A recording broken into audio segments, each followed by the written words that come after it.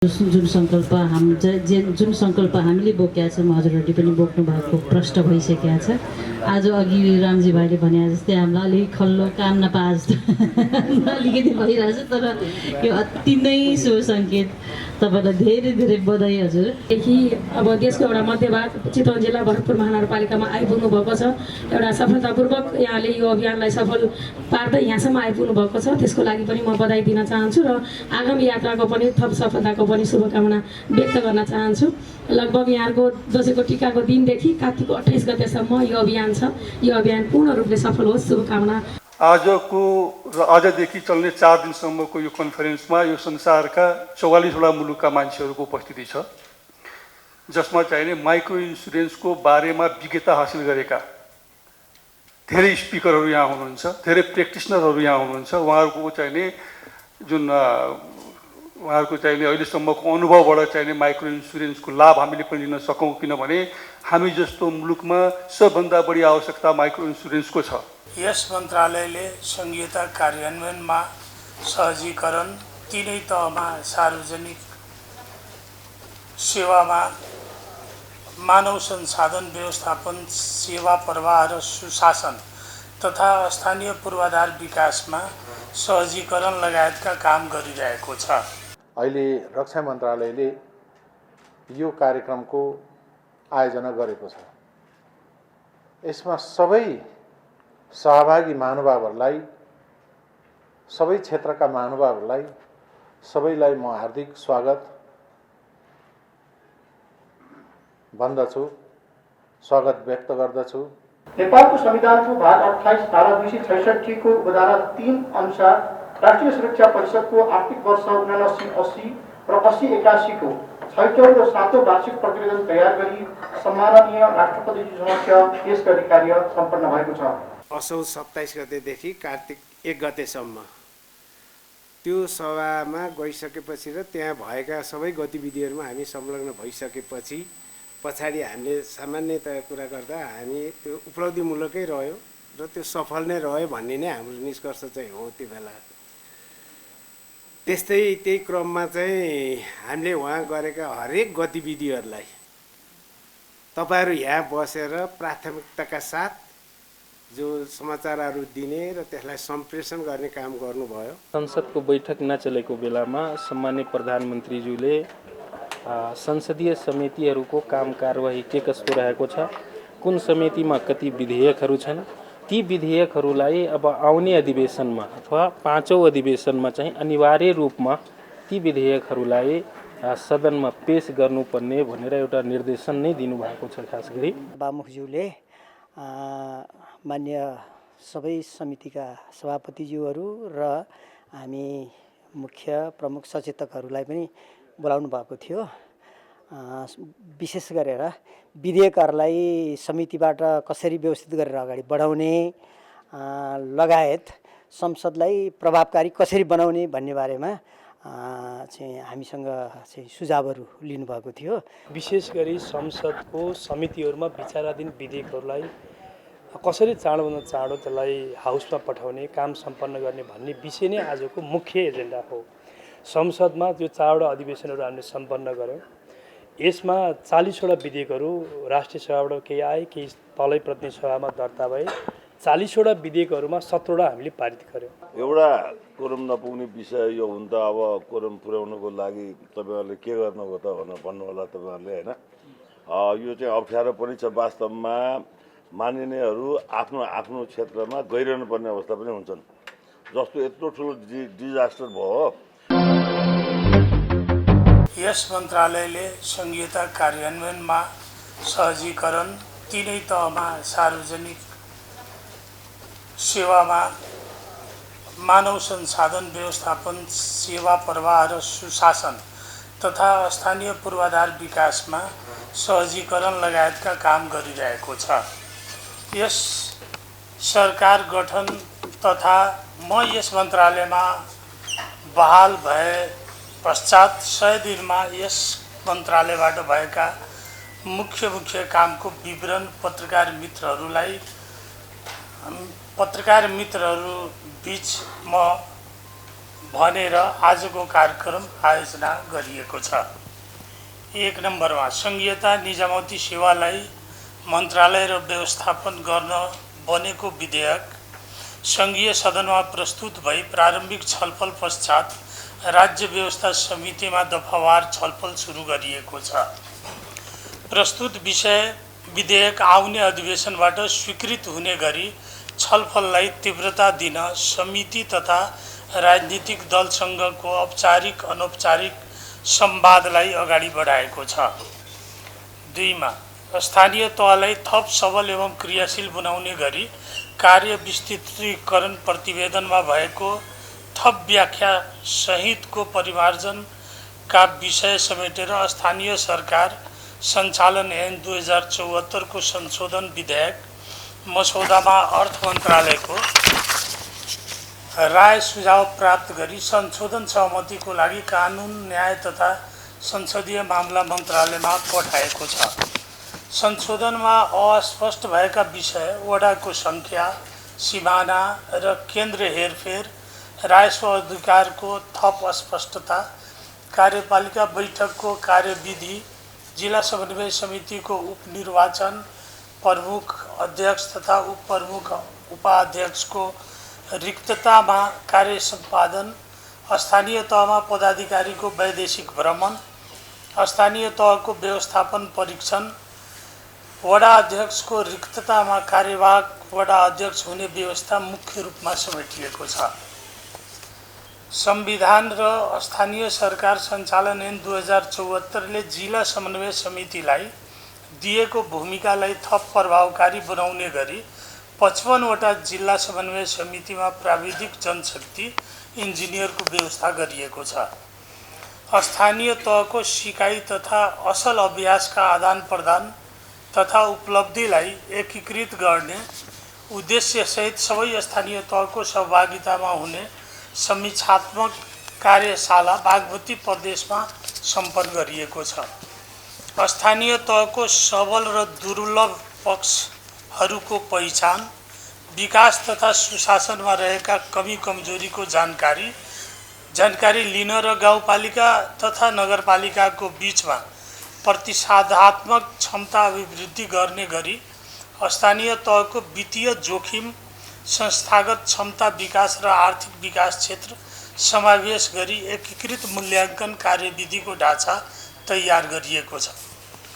सार्वजनिक सेवालाई प्रभावकारी तुल्याउँदै प्रशासकीय सङ्गठनलाई संरचनालाई कार्यबोझका आधारमा समय सापेक्ष परिवर्तन गर्ने सन्दर्भमा कृषि तथा पशुपक्षी विकास मन्त्रालय, परराष्ट्र मन्त्रालय र अन्तर्गतका दूतावास, नियोगहरू, शहरी विकास मन्त्रालय र अन्तर्गत निकायहरू, हुलाक कार्यालयहरू तथा कारागार कार्यालय, नुवाकोट समेतको सङ्गठन तथा व्यवस्थापन सर्वेक्षण कार्य सम्पन्न गरी नेपाल सरकार मन्त्री परिषदबाट स्वीकृत भएको छ।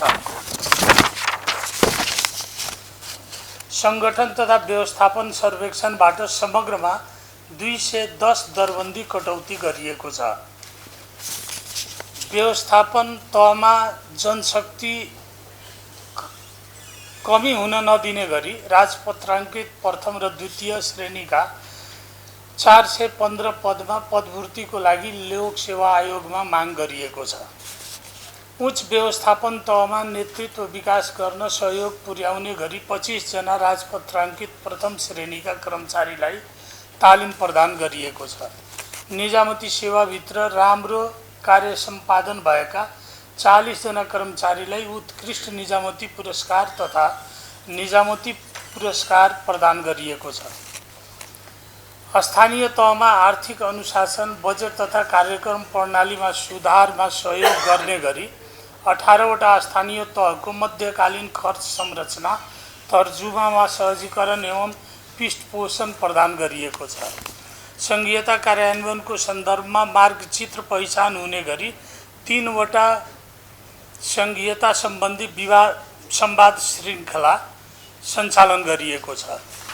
स्थानीय तहमा लामो समयदेखि रहेको वडाको केन्द्र तथा सिमाना हेरफेरलाई सहज तरिकाले सहजीकरण गर्ने गरी कार्यविधिको मसौदा तयार गरिएको छ। नेपालमा रहेको कुपोषणलाई अन्त्य गर्न स्थानीय स्तरमा रहेर सहयोग गर्ने स्थानीय स्वयंसेवकको 4वटा अनुशिक्षण कार्यक्रम सम्पन्न गरिएको छ। स्थानीय तहको विकास व्यवस्थापनमा सहयोग र सहजीकरण गर्ने गरी 13वटा स्थानीय तहमा जग्गा प्राप्ति र 7वटा स्थानीय तहलाई सरकारी जग्गा उपभोग तथा लिजमा उपलब्ध गराउने गरी मन्त्री परिषदमा प्रस्ताव पेश गरिएको छ र सम्बन्धित मालपोत कार्यालयमा पनि सिफारिस गरिएको छ।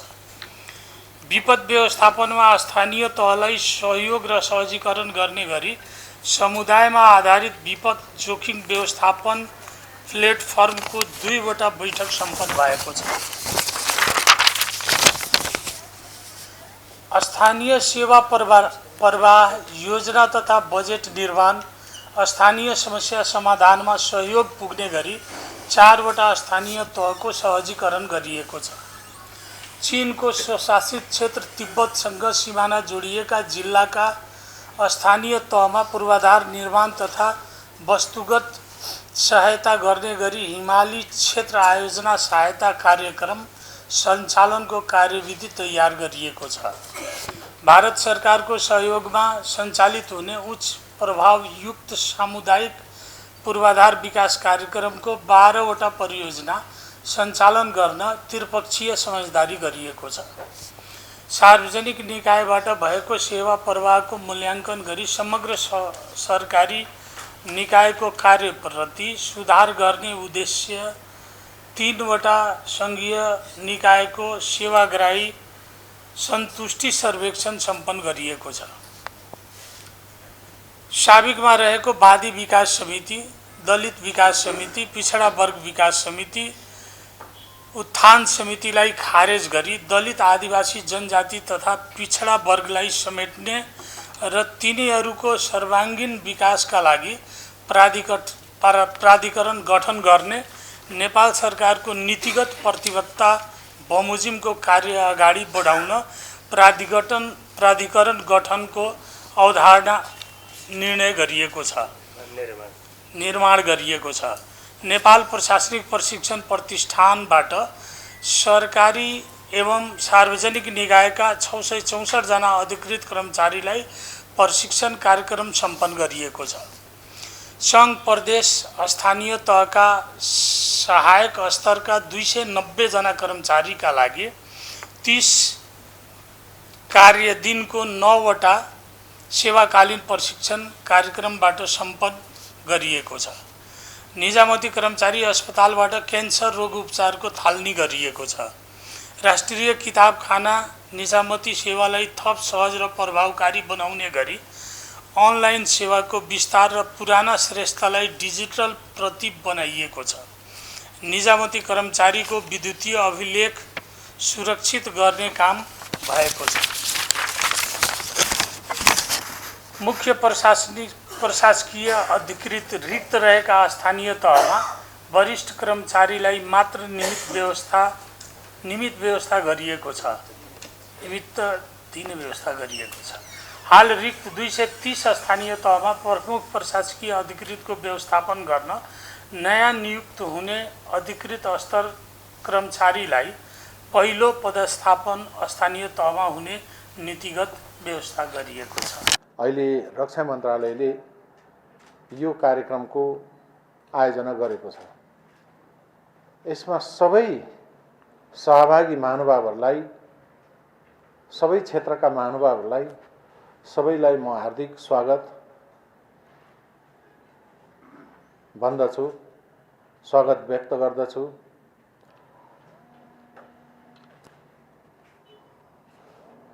तपाईहरुको जिज्ञासा, तपाईहरुले रक्षा मन्त्रालयले के गरिरहेको छ, रक्षा मन्त्रालय अन्तर्गत नेपाली सेनाले के गरिरहेको छ अहिले र के गर्यो भन्ने सन्दर्भमा विशेष गरी काठमाडौँ तराई मधेस द्रुत मार्ग राष्ट्रिय गौरवका आयोजना लगायतका करिडोरहरू हाम्रो दायित्व यी विषयहरू विकास निर्माणको कुरो पनि छँदैछ। पहिलो कुरो त हाम्रो मुलुकको रक्षा, नेपाली जनताको सेवा, यो माटोको जहिले पनि सुरक्षा, नेपाल राष्ट्रको संरक्षण, जनताको सेवा नै हो। यी विषयहरूमा आधारित रहेर नेपालको प्रचलित अहिलेको हाम्रो संविधान नियम कानुनका आधारमा हाम्रा गतिविधिहरू यो मन्त्रालय अन्तर्गत सबै भइरहेका छन् र यसलाई अझ सशक्त कसरी बनाउने, साँच्चै यो मुलुक संसारमा हेर्न लायक राष्ट्र र राष्ट्रियता, विकासको हिसाबले, सुरक्षा शान्ति सुरक्षाको हिसाबले, सबै हिसाबले कसरी सबल र सक्षम हामी बनाउने बन्ने भन्ने कुरा हाम्रो सबैको दायित्व हो। यसमा सबैले आफ्नो आफ्नो क्षेत्रबाट मुलुकको चौथो अङ्गको रूपमा मुलुकको राष्ट्र र राष्ट्रियताको संरक्षण सम्वर्धनको लागि सधैँ लागिरहनु नै पत्रकार मित्रहरूको पनि ठुलो भूमिका रहन्छ। जस्ताको तस्तै हामीले गरेका कामहरूको जनताको माझमा सकारात्मक कुराहरू पुर्याउने यहाँहरूको नि दायित्व छ। हामी सबै मिलेर नै, सबै एकता भएर नै हाम्रो मुलुकको राष्ट्रिय स्वतन्त्रता, एउटा भौगोलिक अखण्डता, राष्ट्र र राष्ट्रियताको मजबुती बाटोमा जाने हो। नेपालको संविधानको भाग 28 धारा 266 को उपधारा 3 अनुसार राष्ट्रिय सुरक्षा परिषदको आर्थिक वर्ष 79-80 र 80-81 को 6औं र 7औं वार्षिक प्रतिवेदन तयार गरी सम्माननीय राष्ट्रपतिजी समक्ष पेश गर्ने कार्य सम्पन्न भएको छ। राष्ट्रिय सुरक्षा परिषदको सचिवालयमा मिति 81/4/22, 81/5/20 र 81/6/21 गते क्रमशः एकीकृत राष्ट्रिय सुरक्षा इन्टेलिजेन्स संयन्त्रको 8औं, 9औं र 10औं बैठक सम्पन्न भई विभिन्न निर्णयहरू भएका छन्। मिति 81 भाद्र 13 र 14 गते राष्ट्रिय सुरक्षा परिषदको सचिवालयद्वारा राष्ट्रिय सुरक्षामा वातावरणीय विनाशको असर र दिगो विकासका उपायहरू विषयमा सेमिनार आयोजना गरिएको छ। राष्ट्रिय सुरक्षा परिषदको सचिवालयबाट दैनिक, साप्ताहिक तथा पाक्षिक रूपमा राष्ट्रिय सुरक्षा विश्लेषण प्रतिवेदन तयार गरी सम्बन्धित पदाधिकारीहरू समक्ष नियमित रूपमा सम्प्रेषण गरिएको छ। दोस्रो क्षेत्र नीतिगत कानुनी क्षेत्रमा सम्पादन गरिएका प्रमुख कार्यहरू। राष्ट्रिय सुरक्षा नीति 2075 र सोको प्रभावकारी कार्यान्वयनका लागि तयार गरिएको एकीकृत कार्ययोजनामा रक्षा मन्त्रालय र नेपाली सेनालाई जिम्मेवारी तोकिएको कार्यहरूलाई प्राथमिकतापूर्वक कार्यान्वयन गरिएको छ। राष्ट्रिय प्रतिरक्षा नीति 2077 कार्यान्वयनको लागि नेतृत्व, अन्तर्निकाय समन्वय र सहजीकरण गरिएको छ। राष्ट्रिय सेवा दलको नयाँ विधेयकको मस्यौदा तर्जुमा गरिएको छ। राष्ट्रिय प्रतिरक्षा विश्वविद्यालयको विधेयकको मस्यौदा उप विभिन्न मन्त्रालयबाट प्राप्त राय सुझावलाई सम्बोधन गरी मस्यौदा पुनरावलोकन परिमार्जन गर्ने कार्य भइरहेको छ।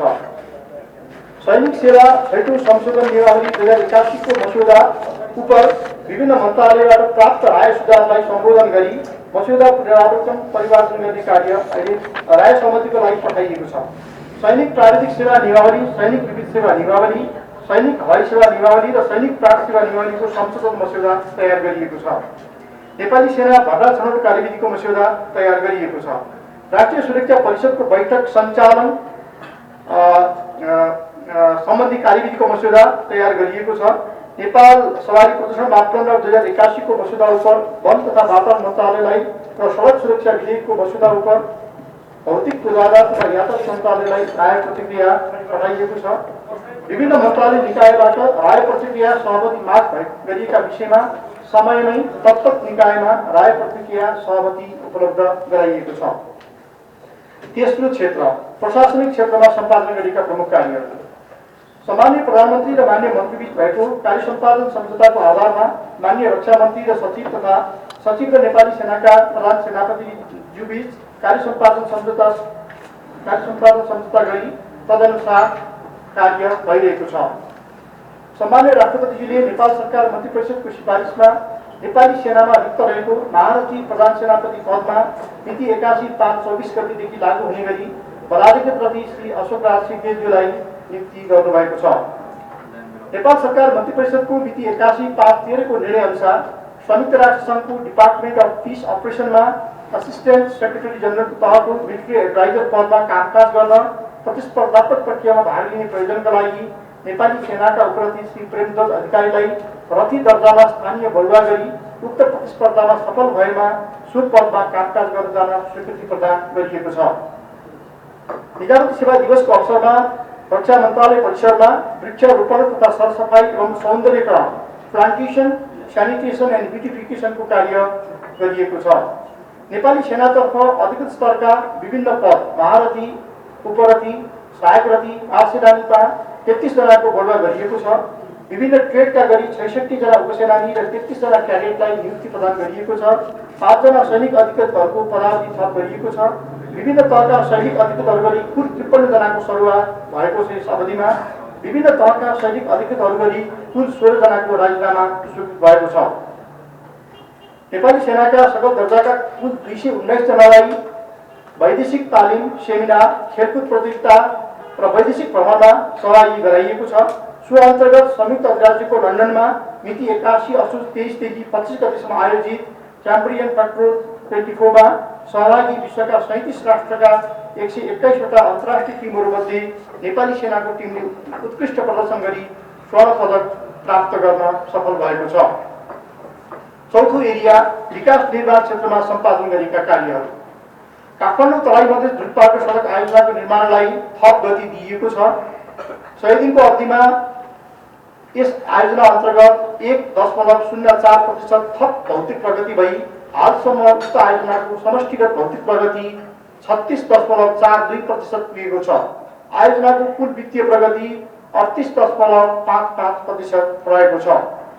काठमाडौँ तराई मधेस जुटमार्ग अन्तर्गत प्याकेज नम्बर 2 मा पर्ने धेत्रे सुरुङ मार्ग मिति 81/4/21 गते चितवनले ब्रेकथ्रु गर्ने कार्य सम्पन्न भएको छ।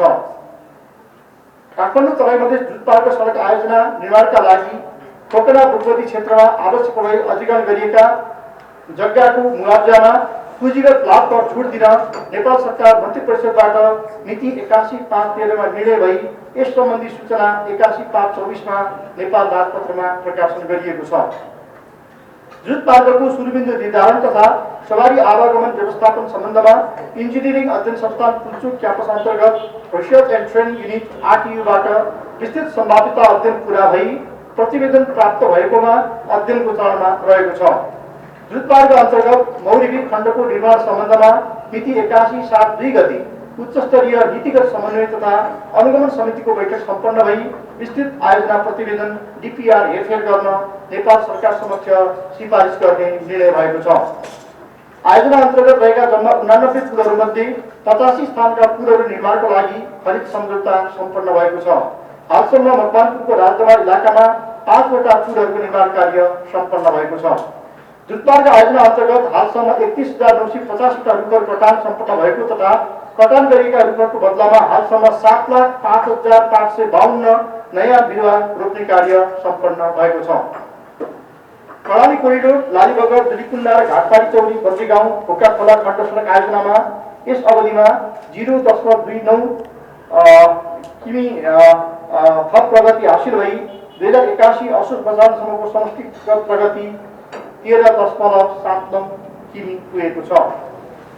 कुशी कोरिडोर च्याङटाङ भोङघम्पा खण्डमा 0.41 किमी थप प्रगति हासिल भई 2081 असोज मसान्तसम्मको कुल समष्टिगत प्रगति 8091 किमी रहेको छ। महाकाली कोरिडोर दार्चुला टिङ्कर तुषारपानी टिङ्कर खण्ड सडक आयोजना अन्तर्गत थप 0.2 किलोमिटर सडकको ट्र्याक खोल्ने कार्य सम्पन्न भई 2081 असोज मसान्तसम्म कुल समष्टिगत प्रगति 13.6 किलोमिटर रहेको छ। फेरीघाट आलुघाट लाठी भन्ज्याङ सडक आयोजना अन्तर्गत थप 0.32 किलोमिटर सडकको ट्र्याक खोल्ने कार्य सम्पन्न भई 2081 असोज मसान्तसम्म कुल समष्टिगत प्रगति 38.2 किमि रहेको छ। मकरदेखि डाइरेक्ट कार्यक्रम अन्तर्गत मुलुकका विभिन्न स्थानमा 73वटा डाइरेक्ट भवनहरूको निर्माण कार्यक्रमको गोठपत्र आह्वान भई 54वटा कार्यक्रमहरूको ठेक्का सम्झौता सम्पन्न भई निर्माण कार्य प्रारम्भ भएको छ। राष्ट्रिय प्रत्यक्ष विश्वविद्यालय एनडीयूको भौतिक संरचना निर्माणको लागि बहुवर्षीय ठेक्का स्वीकृत भई विभिन्न प्याकेजमा काम भइरहेको छ। चालु आर्थिक वर्षको 2081 असोज मसान्तसम्म आयोजनाको भौतिक प्रगति 24.21 र वित्तीय प्रगति 17.22% रहेको छ। पाँचौं क्षेत्र विपद व्यवस्थापन क्षेत्रमा सम्पादन गरिएको कार्य मिति 81 असोज 11 र 12 गति परेको मुसलधारे वर्षा र सो वर्षापछि आएको बाढीबाट प्रभावित नागरिकहरूको उद्धार तथा राहत कार्यमा नेपाली सेना तत्काल परिचालन गरिएको छ। साथै उद्धार कार्यमा नेपालभरि 383 स्थानमा प्रत्यक्ष रूपमा 7,487 सैनिक फौज खटिएको छ। 7 स्थानमा हवाई उडान मार्फत खाद्यान्न ढुवानी गरिएको छ। 16वटा सहर हवाई उडान मार्फत व्यवस्थापन गरिएको छ। उक्त गाडीको समयमा सिस्नेरी खोलामा आएको गाडीमा फँसेका 32 जना फुटबल खेलाडीहरूको सकुशल उद्धार गरिएको छ। यस अवधिमा सुत्केरी 45 जना, घाइते तथा बिरामी 31 जना, मनसुन गर्ने विकल्पमा परेका 959 जना गरी कुल 1035 जनाको नेपाली सेनाद्वारा सकुशल हवाई उद्धार गरिएको छ। बाढी पीडितहरूलाई वितरणको लागि करिब 23,964 केजी राहत सामग्री र 4,450 लिटर डिजेल हवाई उडान गरिएको छ। मिति 81 असोज 11 र 12 को भीषण बाढीले बगाएको सिन्धुली जिल्लाको कुर्कुट स्थित पुलको ठाउँमा नेपाली सेनाद्वारा बेली ब्रिज जडान गरी अवरुद्ध सवारी आवागमन सुचारू गरिएको छ। यस अवधिमा नेपाली सेनाबाट 47 स्थानमा पहिरो पन्छाउने तथा 7 स्थानमा तटबन्ध निर्माण गर्ने कार्य सम्पन्न भएको छ। यसै अवधिमा देशका विभिन्न 18 स्थानमा आगलागी नियन्त्रणका लागि नेपाली सेना खटिएको छ। जलवायु परिवर्तनको असरबाट सोलुखुम्बु जिल्लामा हिमताल विस्फोट भई हरेक क्षेत्रमा आएको बाढीमा फँसेका मानिसहरूको उद्धार कार्यमा 179 सेनाका जवान खटाई उद्धार कार्य सम्पन्न गरिएको छ। राष्ट्रपति चुरे समर्थन कार्यक्रम अन्तर्गत नेपाली सेनालाई दिनभरि प्राप्त 7वटा कार्यक्रम मध्ये 6वटा कार्यक्रमको गोलपत्र आह्वान सम्पन्न भएको र 1वटा कार्यक्रमको स्ट्रक्चरल डिजाइन तथा ड्रइङ तयार पार्ने कार्य भइरहेको छ। यस अवधिमा मुलुकका विभिन्न 11 स्थानमा स्वास्थ्य शिविर हेल्थ डेस्क सञ्चालन गरी 1,479 जनालाई स्वास्थ्य प्रचार सेवा उपलब्ध गराइएको छ। मुलुकका विभिन्न 23 उपचार केन्द्रबाट 1,026 जना सर्पदंशबाट पीडितहरूको उपचार गरिएको छ। 24 जनाबाट रक्तदान सम्पन्न भएको छ। विभिन्न अस्पतालबाट 2081 असोज 31 गतेदेखि विभिन्न अस्पतालबाट 2081 यो असार 31 गतेदेखि 2081 असोज मसान्तसम्म 2,82,382 जनालाई स्वास्थ्य प्रचार सेवा प्रदान गरिएको छ। मिति 81/3/31 गतेदेखि 81 असोज मसान्तसम्म कुल 6,537 जनालाई सामुदायिक विपद प्रतिकारी तालिम प्रदान गरिएको छ। अब 6औं एरिया अन्तर्राष्ट्रिय शान्ति स्थापना सम्बन्धमा सम्पादन गरिएका कार्यहरू। संयुक्त राष्ट्रसङ्घको आह्वानमा द्वन्द्वग्रस्त मुलुकहरूमा शान्ति स्थापना कार्यको लागि सहयोग पुर्याउने सन्दर्भमा नेपाली सेनाबाट छनौट गरी सिफारिस भएका 1906 जना विविध दर्जाको मनोनयन स्वीकृत भएको छ। यसैगरी शान्ति सेना सम्बन्धी विभिन्न तालिमहरूमा 23 जनाको मनोनयन गरिएको छ। हाल विभिन्न देशका 11वटा शान्ति मिसनहरूमा नेपाली सेनाबाट 651 जना महिला सैनिक सहित विभिन्न दर्जाका गरी कुल 5,918 सैनिक जनशक्ति शान्ति स्थापना कार्यमा खटिएको स्थिति छ। हाल नेपाल संयुक्त राष्ट्रसङ्घको आह्वानमा शान्ति स्थापना कार्यमा खोज खटाउने मुलुकमा पहिलो स्थानमा रहेको छ। यसैगरी सबैभन्दा बढी महिला शान्ति सैनिक खटाउने मुलुकका रूपमा समेत नेपालले आफ्नो पहिचान बनाएको छ। अब 7औं एरिया द्विपक्षीय सैनिक सम्बन्ध र सहयोग आदान प्रदानका क्षेत्रमा सम्पादन गरिएका कार्यहरू।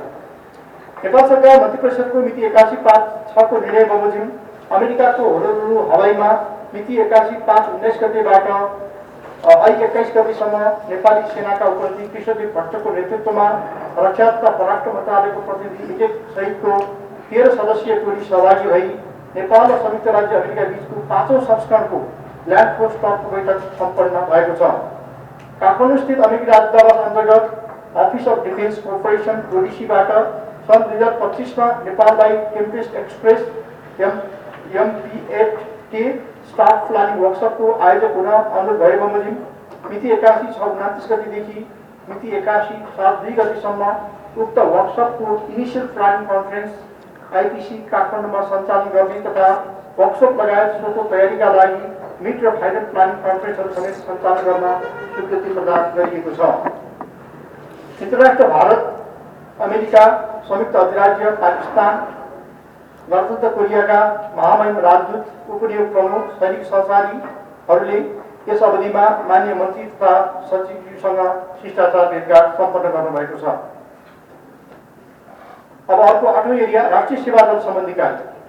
आर्थिक वर्ष 81-82 मा 7,704 जनालाई राष्ट्रिय सेवा दल तालिम प्रदान गर्ने लक्ष्य अनुसार मिति 81/3/14 गतेबाट देशका 77वटा जिल्लाहरूमध्ये 75वटा जिल्लाका 169वटा विद्यालयहरूमा 79 दिनको जुनियर डिभिजनका 6084 जना क्याडेट छात्र छात्राहरू सहभागी गराई एनसीसी तालिम सञ्चालन भइरहेको छ।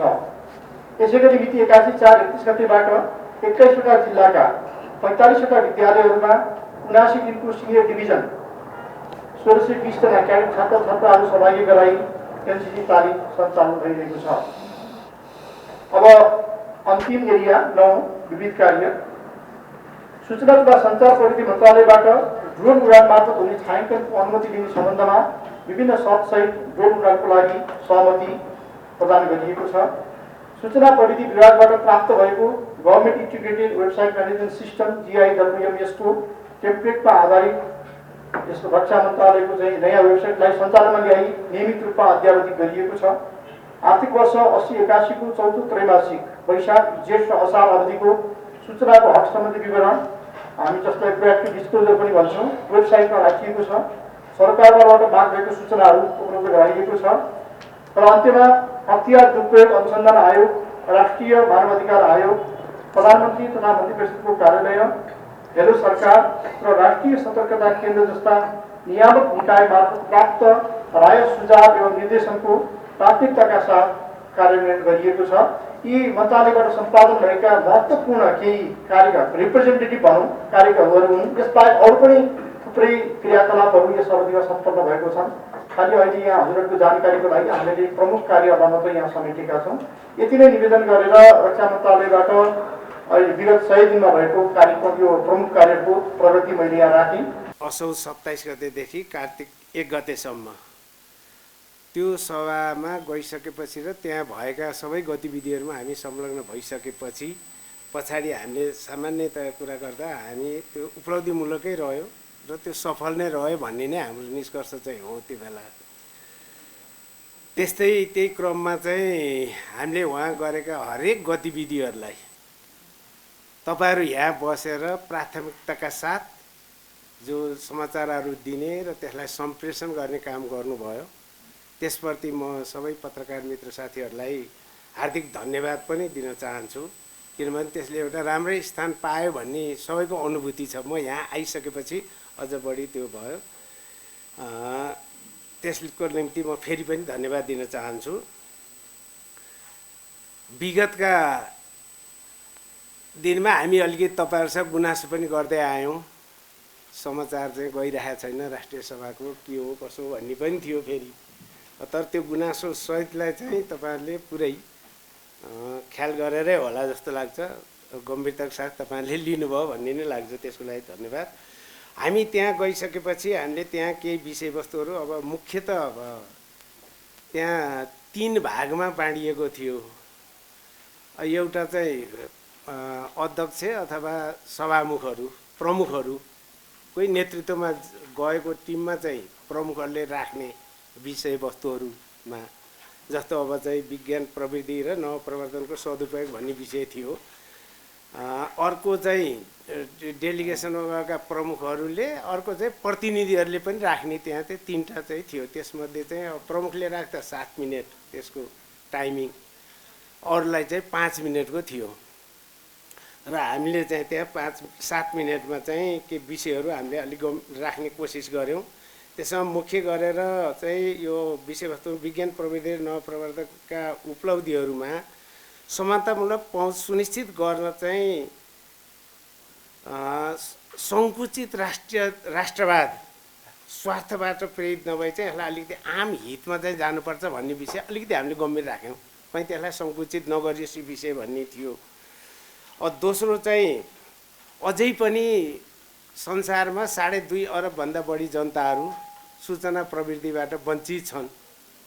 त्यसको निम्ति चाहिँ सबै जनताको बिचमा त्यो पुर्याउनको निम्ति चाहिँ गम्भीरताका साथ पहल गरिनुपर्छ भन्ने हाम्रो दोस्रो विषय हामीले त्यहाँ अलिक गम्भीरताका साथ राख्यौँ। र त्यसको निम्ति चाहिँ अब अनुसन्धान विकास स्रोत परिचालन र युवाहरूको सहभागिता बढाउनका लागि पनि गम्भीरताका साथ सोचिनुपर्छ भन्ने विषय हामीले त्यहाँ राखेका थियौँ। तेस्रो चाहिँ के थियो भने अब यो प्रविधिले चाहिँ विकास चाहिँ तीव्रतामा आएको छ, तर त्यसले चाहिँ केही चाहिँ हामीलाई जटिलताहरू पनि चुनौतीहरू पनि खडा गर्ने देखिन्छ। जस्तो चाहिँ साइबर असुरक्षता, गोपनीयताको भङ्ग, नकारात्मक सामग्रीको प्रचार जस्ता विषयवस्तुहरू अलिकति बढी हुने गर्छन्। त्यसबाट पनि बचाएर लिएर जानुपर्छ। त्यसबारेमा पनि अलिकति गम्भीरताका साथ सोचिनुपर्छ। अन्तर्व्यवस्थापिका सङ्घले अथवा चाहिँ विश्वका व्यवस्थापिकाहरूले यो बारेमा पनि गम्भीरताका साथ सोचेर सहकार्य गरेर अगाडि बढ्नुपर्छ भन्ने विषय थियो हाम्रो त्यहाँ।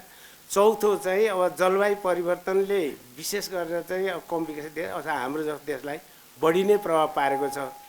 अब त्यसबाट पुगेको क्षतिपूर्तिको निम्ति पनि आवाज त विभिन्न ढङ्गले उठिराखेकै छ।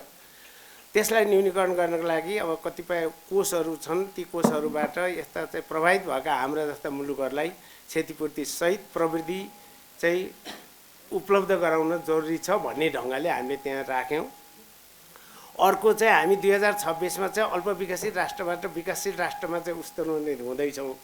त्यसको निम्ति चाहिँ हामीले अब आर्थिक सहयोग गर्नुपर्छ भनेर राख्न चाहिँ राखिएन। त्यो चाहिँ त्यतातिर सोचेर पनि राखिएन। मुख्य गरेर प्रविधि र चाहिँ कतिपय अरू योजना कार्यक्रमहरूमा चाहिँ विश्वले हामीलाई सहयोग गर्नुपर्छ भन्ने ढङ्गले हामीले त्यहाँ अलिक गम्भीरता साथ राख्यौँ। यी 5-6वटा विषयमा चाहिँ अलि बढी केन्द्रित भएर हामीले त्यहाँ राख्यौँ। 7 मिनटभित्रको थियो, धेरै व्याख्या गर्न नपाइने। अनि त्यही क्रममा चाहिँ त्यसको भोलिपल्ट हामीले विभिन्न देशका प्रमुखहरूसँग साइड टकहरू गर्ने साइडलाइन बैठकहरू भन्दो रहेछ। त्यहाँ चाहिँ हामीले पहिले त्यहाँको राजदूतावासमा चाहिँ जो राजदूत हुनुहुन्छ स्थायी नियोगका प्रतिनिधि रामप्रसाद सुवेदी, उहाँलाई हामीले यहाँ भनिराखेकै थियौँ। कतिपय उहाँले मिलाउनु भयो र कतिपय यताको टोलीले नै त्यहाँ चाहिँ साइडलाइन बैठकहरू भए जसबाट पनि धेरै उपलब्धि भयो भन्ने मैले सोच्छु। अहिलेसम्म नभएको एउटा चाहिँ त्यो समितिका भनौँ न आइपिओका अध्यक्ष र महासचिवसँग त्यस्तो खालको बैठक भएर रहन्छ।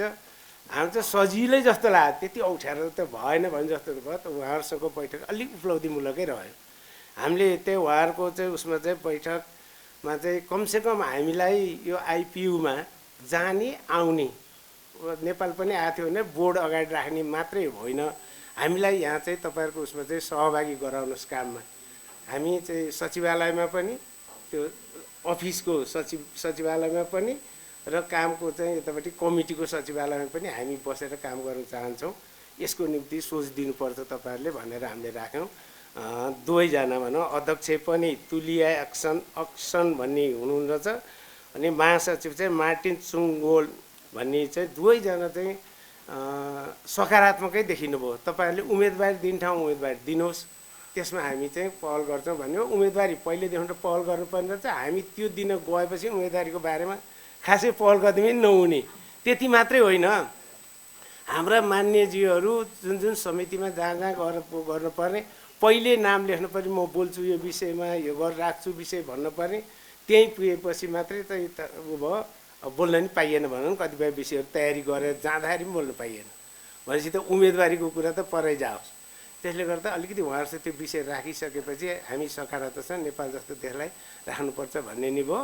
र विशेष गरेर त्यहाँ चाहिँ हामीले के राख्यौँ भने नेपालको अहिलेको सङ्घीयताको सन्दर्भमा चाहिँ कार्यान्वयन गर्दै जाँदा एउटा उत्कृष्ट ढङ्गको संविधान र त्यसबाट चाहिँ निर्दिष्ट भएका विषयवस्तुहरू जस्तो हाम्रो चाहिँ उपल्लो सदनमा 33%, राष्ट्रिय सभामा 41%, स्थानीय तहमा चाहिँ 41भन्दा बढी पर्सेन्ट चाहिँ जो महिलाहरूको सहभागिता छ, दलितहरूको, अल्पसङ्ख्यकहरूको सहभागिता बनेको छ।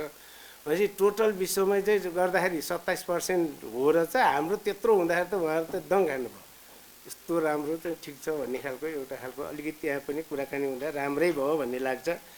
अर्को महत्त्वपूर्ण भेट कस्तो भयो भने स्विजरल्यान्ड अझै मैले अझ कसरी चाहिँ त्यो व्याख्या गरेँ अझै बुझेँ छैन मैले। त्यहाँको चाहिँ अब नेसनल काउन्सिलका अध्यक्ष जसलाई फर्स्ट सिटिजन भन्दो रहेछ त्यहाँ फेरि राष्ट्रपति भन्दा पनि माथि जस्तो नि फर्स्ट सिटिजन भनेपछि त उहाँसँग भेट्ने अवसर चाहिँ मिल्यो फेरि कुनै ढङ्गले मिलायो। तर त्यो भेटघाट पनि अलि अनौठै खालकै थियो। जाँदाखेरि उही चाहिँ राष्ट्रपति भेट्छन् नि, कुनै चाहिँ झन्डा राखेर हात मिलाउने फोटो खिच्न अरूलाई नदिने उहाँहरूले मात्रै खिच्नु भयो क्या त्यो फोटो, हामीलाई दिँदै दिनु भएन। अनि गएर डाइलग गर्दाखेरि हाम्रो 2 जना मान्ने मात्रै आउनुहोस् है तपाईँहरू, 1 जना इन्टरप्रेटर भन्ने कुरा भयो। अर्को चाहिँ अब राजदूतलाई लिएर गएर 4 जना हाम्रो साइडबाट उहाँहरूबाट 2 जना गरेर त्यो बैठक बस्यो। उहाँहरू फेडरलिजममा फेरि उहाँहरूको एकदम राम्रो अनुभव पनि, उहाँलाई सबै थाहा पनि रहेछ त्यो बारेमा उहाँले अलिकति गम्भीरता साथ विषय राख्नुभयो। केही अप्ठ्यारो छ भने भन्नुहोस्, हामीले सहजीकरण गर्न कार्यान्वयनको बारेमा भन्ने खालको भयो। हामीले चाहिँ अहिले यो बनेको कानुनहरू बेपत्ता तथा मेलमिलाप आएको यो सबै राख्दाखेरि उहाँहरू खुसी नै हुनुभयो। त्यसको लागि हामी सहयोग गर्न तयार छौँ भन्नुभयो र त्यो भेट पनि एउटा महत्त्वपूर्णै रह्यो भन्ने लाग्छ हामीलाई। त्यस्तै गरेर छिमेकी राष्ट्र भारत र चीन, भारतको चाहिँ त प्रमुख नै भेट हुनुभयो ओम बिरला, चीनबाट चाहिँ सेकेन्ड पर्सन आउनुभएको छ नेतृत्व गरेर, उहाँहरूसँग पनि छलफल द्विपक्षीय संसदसँग सम्बन्धित भ्रमणहरू आदान प्रदान, अनुभवहरूको आदान प्रदान आदि विषयमा गम्भीरता साथ हामीले छलफल गऱ्यौँ र त्यसले पनि एउटा महत्त्वपूर्ण भूमिका रह्यो। त्यस्तै अर्को एउटा थाइल्यान्डको प्रतिनिधिमण्डल उहाँहरूले नै चासो राखेर भेट्ने कोसिस गर्नुभयो, भेटियो, छलफल पनि राम्रो भयो। तर चाहिँ उहाँहरूले के सुनाउनु लास्ट यो खालको छलफल नेपालसँग फर्स्ट भयो हाम्रो, धेरै खुसी लाग्यो। अब चाहिँ अहिले चाहिँ भ्रमणहरू आदान प्रदान पनि गरौँ, अनुभव पनि साथसाथ गरौँ भन्ने खालको एकदम खुसीका साथ उहाँहरूले चाहिँ त्यो व्यक्त गर्नुभयो। हामी प्रायः सबै थियौँ त्यहाँ, त्यो पनि एउटा खालको राम्रै रह्यो। त्यहाँको चाहिँ अब उनी आउनुभएको थियो अध्यक्ष नै, मङ्गोल सुरसज्जा भन्ने चाहिँ हुनुहुँदो रहेछ। त्यसै गरेर चाहिँ बिचमा चाहिँ हाम्रो चाहिँ त्यो एउटा लन्च टाइम थियो, लन्च टाइम चाहिँ प्रमुखहरूको मात्रै जाने। त्यो बेलामा चाहिँ फेरि हामीले अब फिलिपिन्सको चाहिँ प्रमुखसँग, अनि जोर्डन, भुटान र कम्बोडियाका प्रमुखहरूसँग नि भेट्यौँ र कुराकानी गऱ्यौँ। सबै राम्रो चाहिँ अलि टाइम नै लिएर फिलिपिन्सकोसँग गरियो र उनीहरूको चाहिँ राम्रै अनुभवको सेयरिङ भयो त्यहाँ। र यो खालले हामीले भेटघाटलाई पनि एउटा महत्त्वका साथ पनि हेऱ्यौँ र अलि कतिपय अलि जटिल भेटघाट पनि हुन सक्यो र सफल भयो भन्ने लाग्छ। अब त्यहाँ करिब 181 राष्ट्रहरू सदस्य रहेका हुन्। त्यसमा चाहिँ करिब 130 भन्दा बढी राष्ट्रको प्रत्यक्ष उपस्थिति थियो। 15 राष्ट्र जति करिब चाहिँ तपाईँको पर्यवेक्षकको रूपमा चाहिँ त्यहाँ उपस्थित भएको चाहिँ हामीले चाहिँ पायौँ। अब हामी चाहिँ नेपालको तर्फबाट अरू कतिपय समितिहरू हुँदो रहेछन्, त्यो समितिमा हामी चाहिँ काम अलिकति विभाजन गरेका थियौँ। अब महिला, युवा होइन, अरू दिगो विकाससँग सम्बन्धित एसिया पेसिफिक समूहको बैठकमा चाहिँ हामी चाहिँ सबै बाँडिएर त्यहाँ गयौँ। महिला र चाहिँ युवामा चाहिँ मान्य सुनिताजी र चाहिँ निशाजी जानुभयो, अरूमा चाहिँ कृष्णप्रसाद मान्य र चाहिँ तारामान मान्य जानुभयो र त्यहाँ पनि सहभागिता राम्रै रह्यो। चाहिँ अब मान्यजीहरूले विषयवस्तुहरू गम्भीरताका साथ राख्ने काम भयो र हाम्रो उपस्थितिलाई चाहिँ त्यहाँ मजबुत ढङ्गले राखियो भन्ने लाग्छ। त्यस्तै महासचिवहरूको फोरममा महासचिव नै त्यहाँ उपस्थित हुनुभयो। अब त्यहाँ चाहिँ अब मुख्य नागरिकताको सहभागिता, संसदमा समाचार र नवप्रवर्तन, संसदीय समितिहरू बिचको प्रतिस्पर्धात्मक व्यवस्थापन लगायतका विषयहरूमा उहाँहरूले छलफल गर्नुभयो। त्यो पनि फेरि सबै अरू देशका महासचिवहरूसँग फेरि 1 to 1 चाहिँ छलफल पनि गर्नुभयो। यसले गर्दा अब सबै हिसाबले चाहिँ राम्रै भयो भन्ने देखिन्छ र हामीलाई चाहिँ केही विषयहरू चाहिँ अलिकति खड्क्यो। फेरि त्यहाँ गइसकेपछि लास्टमा आइपुग्दाखेरि हामीले केही विषयहरू ध्यान दिनुपर्छ भन्ने पनि हामीलाई लाग्यो। अलि ध्यान दिनुपर्छ, बिग्रन त केही नि बिगारेन, अझ बढी चाहिँ छलफल गरेर जान पाएको भए अझ बढी उपलब्धि हुन्थ्यो कि भन्ने पनि हामीलाई लाग्यो। त्यसमा म सरस्वती राख्छु। आइपियुको शान्ति र सुरक्षा, दिगो विकास र लोकतन्त्र, मानव अधिकार, विज्ञान प्रविधि, युवा सांसद तथा महिला सांसदहरूको विषयगत समितिहरूमा नेपालले उम्मेदवारी दिने र अन्तर्राष्ट्रिय संसदीय सहकारीमा योगदान गर्न सकिने ठाउँ रहेछ। हामीलाई त्यहीँ गएर अलि बढी फिलिङ भयो। यहीँबाट तयारी गरेर जान पाएको भए कुन कुनमा उम्मेदवारी दिने, कहाँ कहाँ के गर्ने भन्ने चाहिँ त्यो हामीलाई त्यति थाहा भएन। उहीँ गएपछि महासचिवले र चाहिँ अध्यक्षले दिनुहुन्न उम्मेदवारी कता कता दिने भने अब को दिने को कहाँ कहाँ दिने। अब अहिले गएको फेरि अर्को पटक जान्छ छैन, सरकारसँग अलिकति छलफल नगरिकन उम्मेदवारी भने त त्यहाँ फेरि स्थायी रूपमा चाहिँ जाने प्रतिनिधि पनि चाहियो। हाम्रो त एकपटक एकजना मान्ने गएपछि अब उसको पालो त फेरि आउने भने त्यस्तै हो। यो भएको हुनाले अलिकति यसमा हामीलाई अप्ठ्यारो पर्यो। यो बारे अलिकति सरकारसँगै छलफल गर्नुपर्ने भन्ने लाग्यो। अर्को, नेपालको संविधान, निर्वाचन प्रणाली, संसदमा प्रतिनिधित्व, संसदीय समितिहरू तथा अन्य विषयमा प्रतिनिधिमण्डलको प्रमुख बाहेक प्रतिनिधिमण्डलका सदस्य, मान्य सदस्यहरूले पनि महिला, युवा र विषयगत अन्य समितिहरूमा सम्बोधन गर्न सकिने रहेछ। यहाँ त तयारी त भनियो, अलिअलि त हो, सबै मान्यहरूले तयारी गरेरै जानुभएको थियो। तर त्यहाँ गएर चाहिँ जुन अनुकूलता हुनुभयो त्यो बनाउनै सकिएन, त्यो खालको बन्यो। अर्को चाहिँ आइपियुको सचिवालयमा कर्मचारीको रूपमा नेपाली नागरिकको प्रतिनिधित्व तथा विषयगत समितिमा मान्य सदस्यहरूको प्रतिनिधित्वका लागि अग्रसर लिनुपर्ने पहिले भन्ने भयो। मैले राखेँ बारम्बार। हाम्रो संसद सचिवालयको क्षमता अभिवृद्धि गर्दै आइपियु तथा अन्य अन्तर्राष्ट्रिय सम्मेलनमा हाम्रो सहभागितालाई थप प्रभावकारी बनाउनु पर्ने देखियो। हामीले त्यो अनुभूति भयो। परराष्ट्र मन्त्रालय, सम्बन्धित संसदीय समिति तथा समग्र सङ्घीय संसदको सहकार्यबाट मान्य सदस्यहरूलाई नेपालको परराष्ट्र नीतिको अन्तर्वस्तु, प्राथमिकता, राष्ट्रिय हितका विषयहरूका बारेमा भ्रमण अगावै अलि गहन गृहकार्य गरेर जान पाएको भए अझ प्रभावकारी हुन्थ्यो कि हामीलाई लाग्यो, त्यहाँ त्यो खालको हुन्थ्यो कि भन्ने हामीलाई लाग्यो। त्यस्तै संसदीय कूटनीतिको अभिन्न अङ्ग रहेको अन्तर्व्यवस्थापिका सङ्घको बैठकहरूमा सहभागी हुँदा जेनेभा स्थित नेपाली स्थायी नियोग अथवा दूतावासहरू जुन देशमा हुन्छ त्यो ठाउँको तथा अन्य सम्बन्धित विदेश स्थित नेपाली नियोग पनि सारभूत रूपमा व्यवस्थापकीय कार्यमा संलग्न हुनुपर्ने हुँदा ती नियोगहरूमा आवश्यक स्रोत साधनको व्यवस्था गरिनुपर्ने। यो विषय हामीलाई कहाँनिर गएर खड्क्यो भने हामी त्यहाँको नियोगको कार्यालयमा पनि गयौँ, दूतावास पनि गयौँ, त्यहाँको राजदूतसँग, कर्मचारीहरूसँग सबैसँग लामो छलफल पनि हामीले गऱ्यौँ, गम्भीरताका साथ छलफल गऱ्यौँ। उहाँहरूको के थियो भने स्रोत साधनले हैरान छ।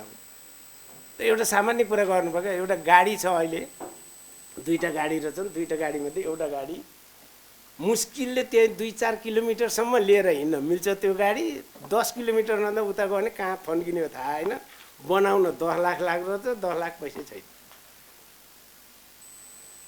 स्रोत साधनको हिसाबले तपाईँहरूको त्यो जो उसले चाहिँ जो मान्यहरू हिँड्नुभयो नि त्यो गाडी त्यस्तो रहेछ। अलिअलि चाहिँ रातदूत चढेको, मन चढे त्यो गाडी, त्यो पनि कुन्ने न थन्किने हो थाहा होइन। त्यस्तै अरू स्रोत साधन, कर्मचारीको व्यवस्थापन, यी इत्यादि कुराहरू राजदूतावासकै भवनकै कुरा गर्दा अहिले हाम्रो प्रवक्ताजीले पनि भन्नुभएको थियो। मैले त देख्न त फेरि साह्रै बिजोग देखिनँ, किनभने म मलेसियाको पनि गएको थिएँ, अस्ट्रेलियाको पनि गएको थिएँ क्या। सानो एउटा चाहिँ एजेन्सीको सानो अफिस जस्ता छन् ती, यसमा थोरै अलिअलि व्यवस्थापन गर्न खोजेको त देखियो, तर आफ्नो भवन छैन, सारा चाहिँ छ।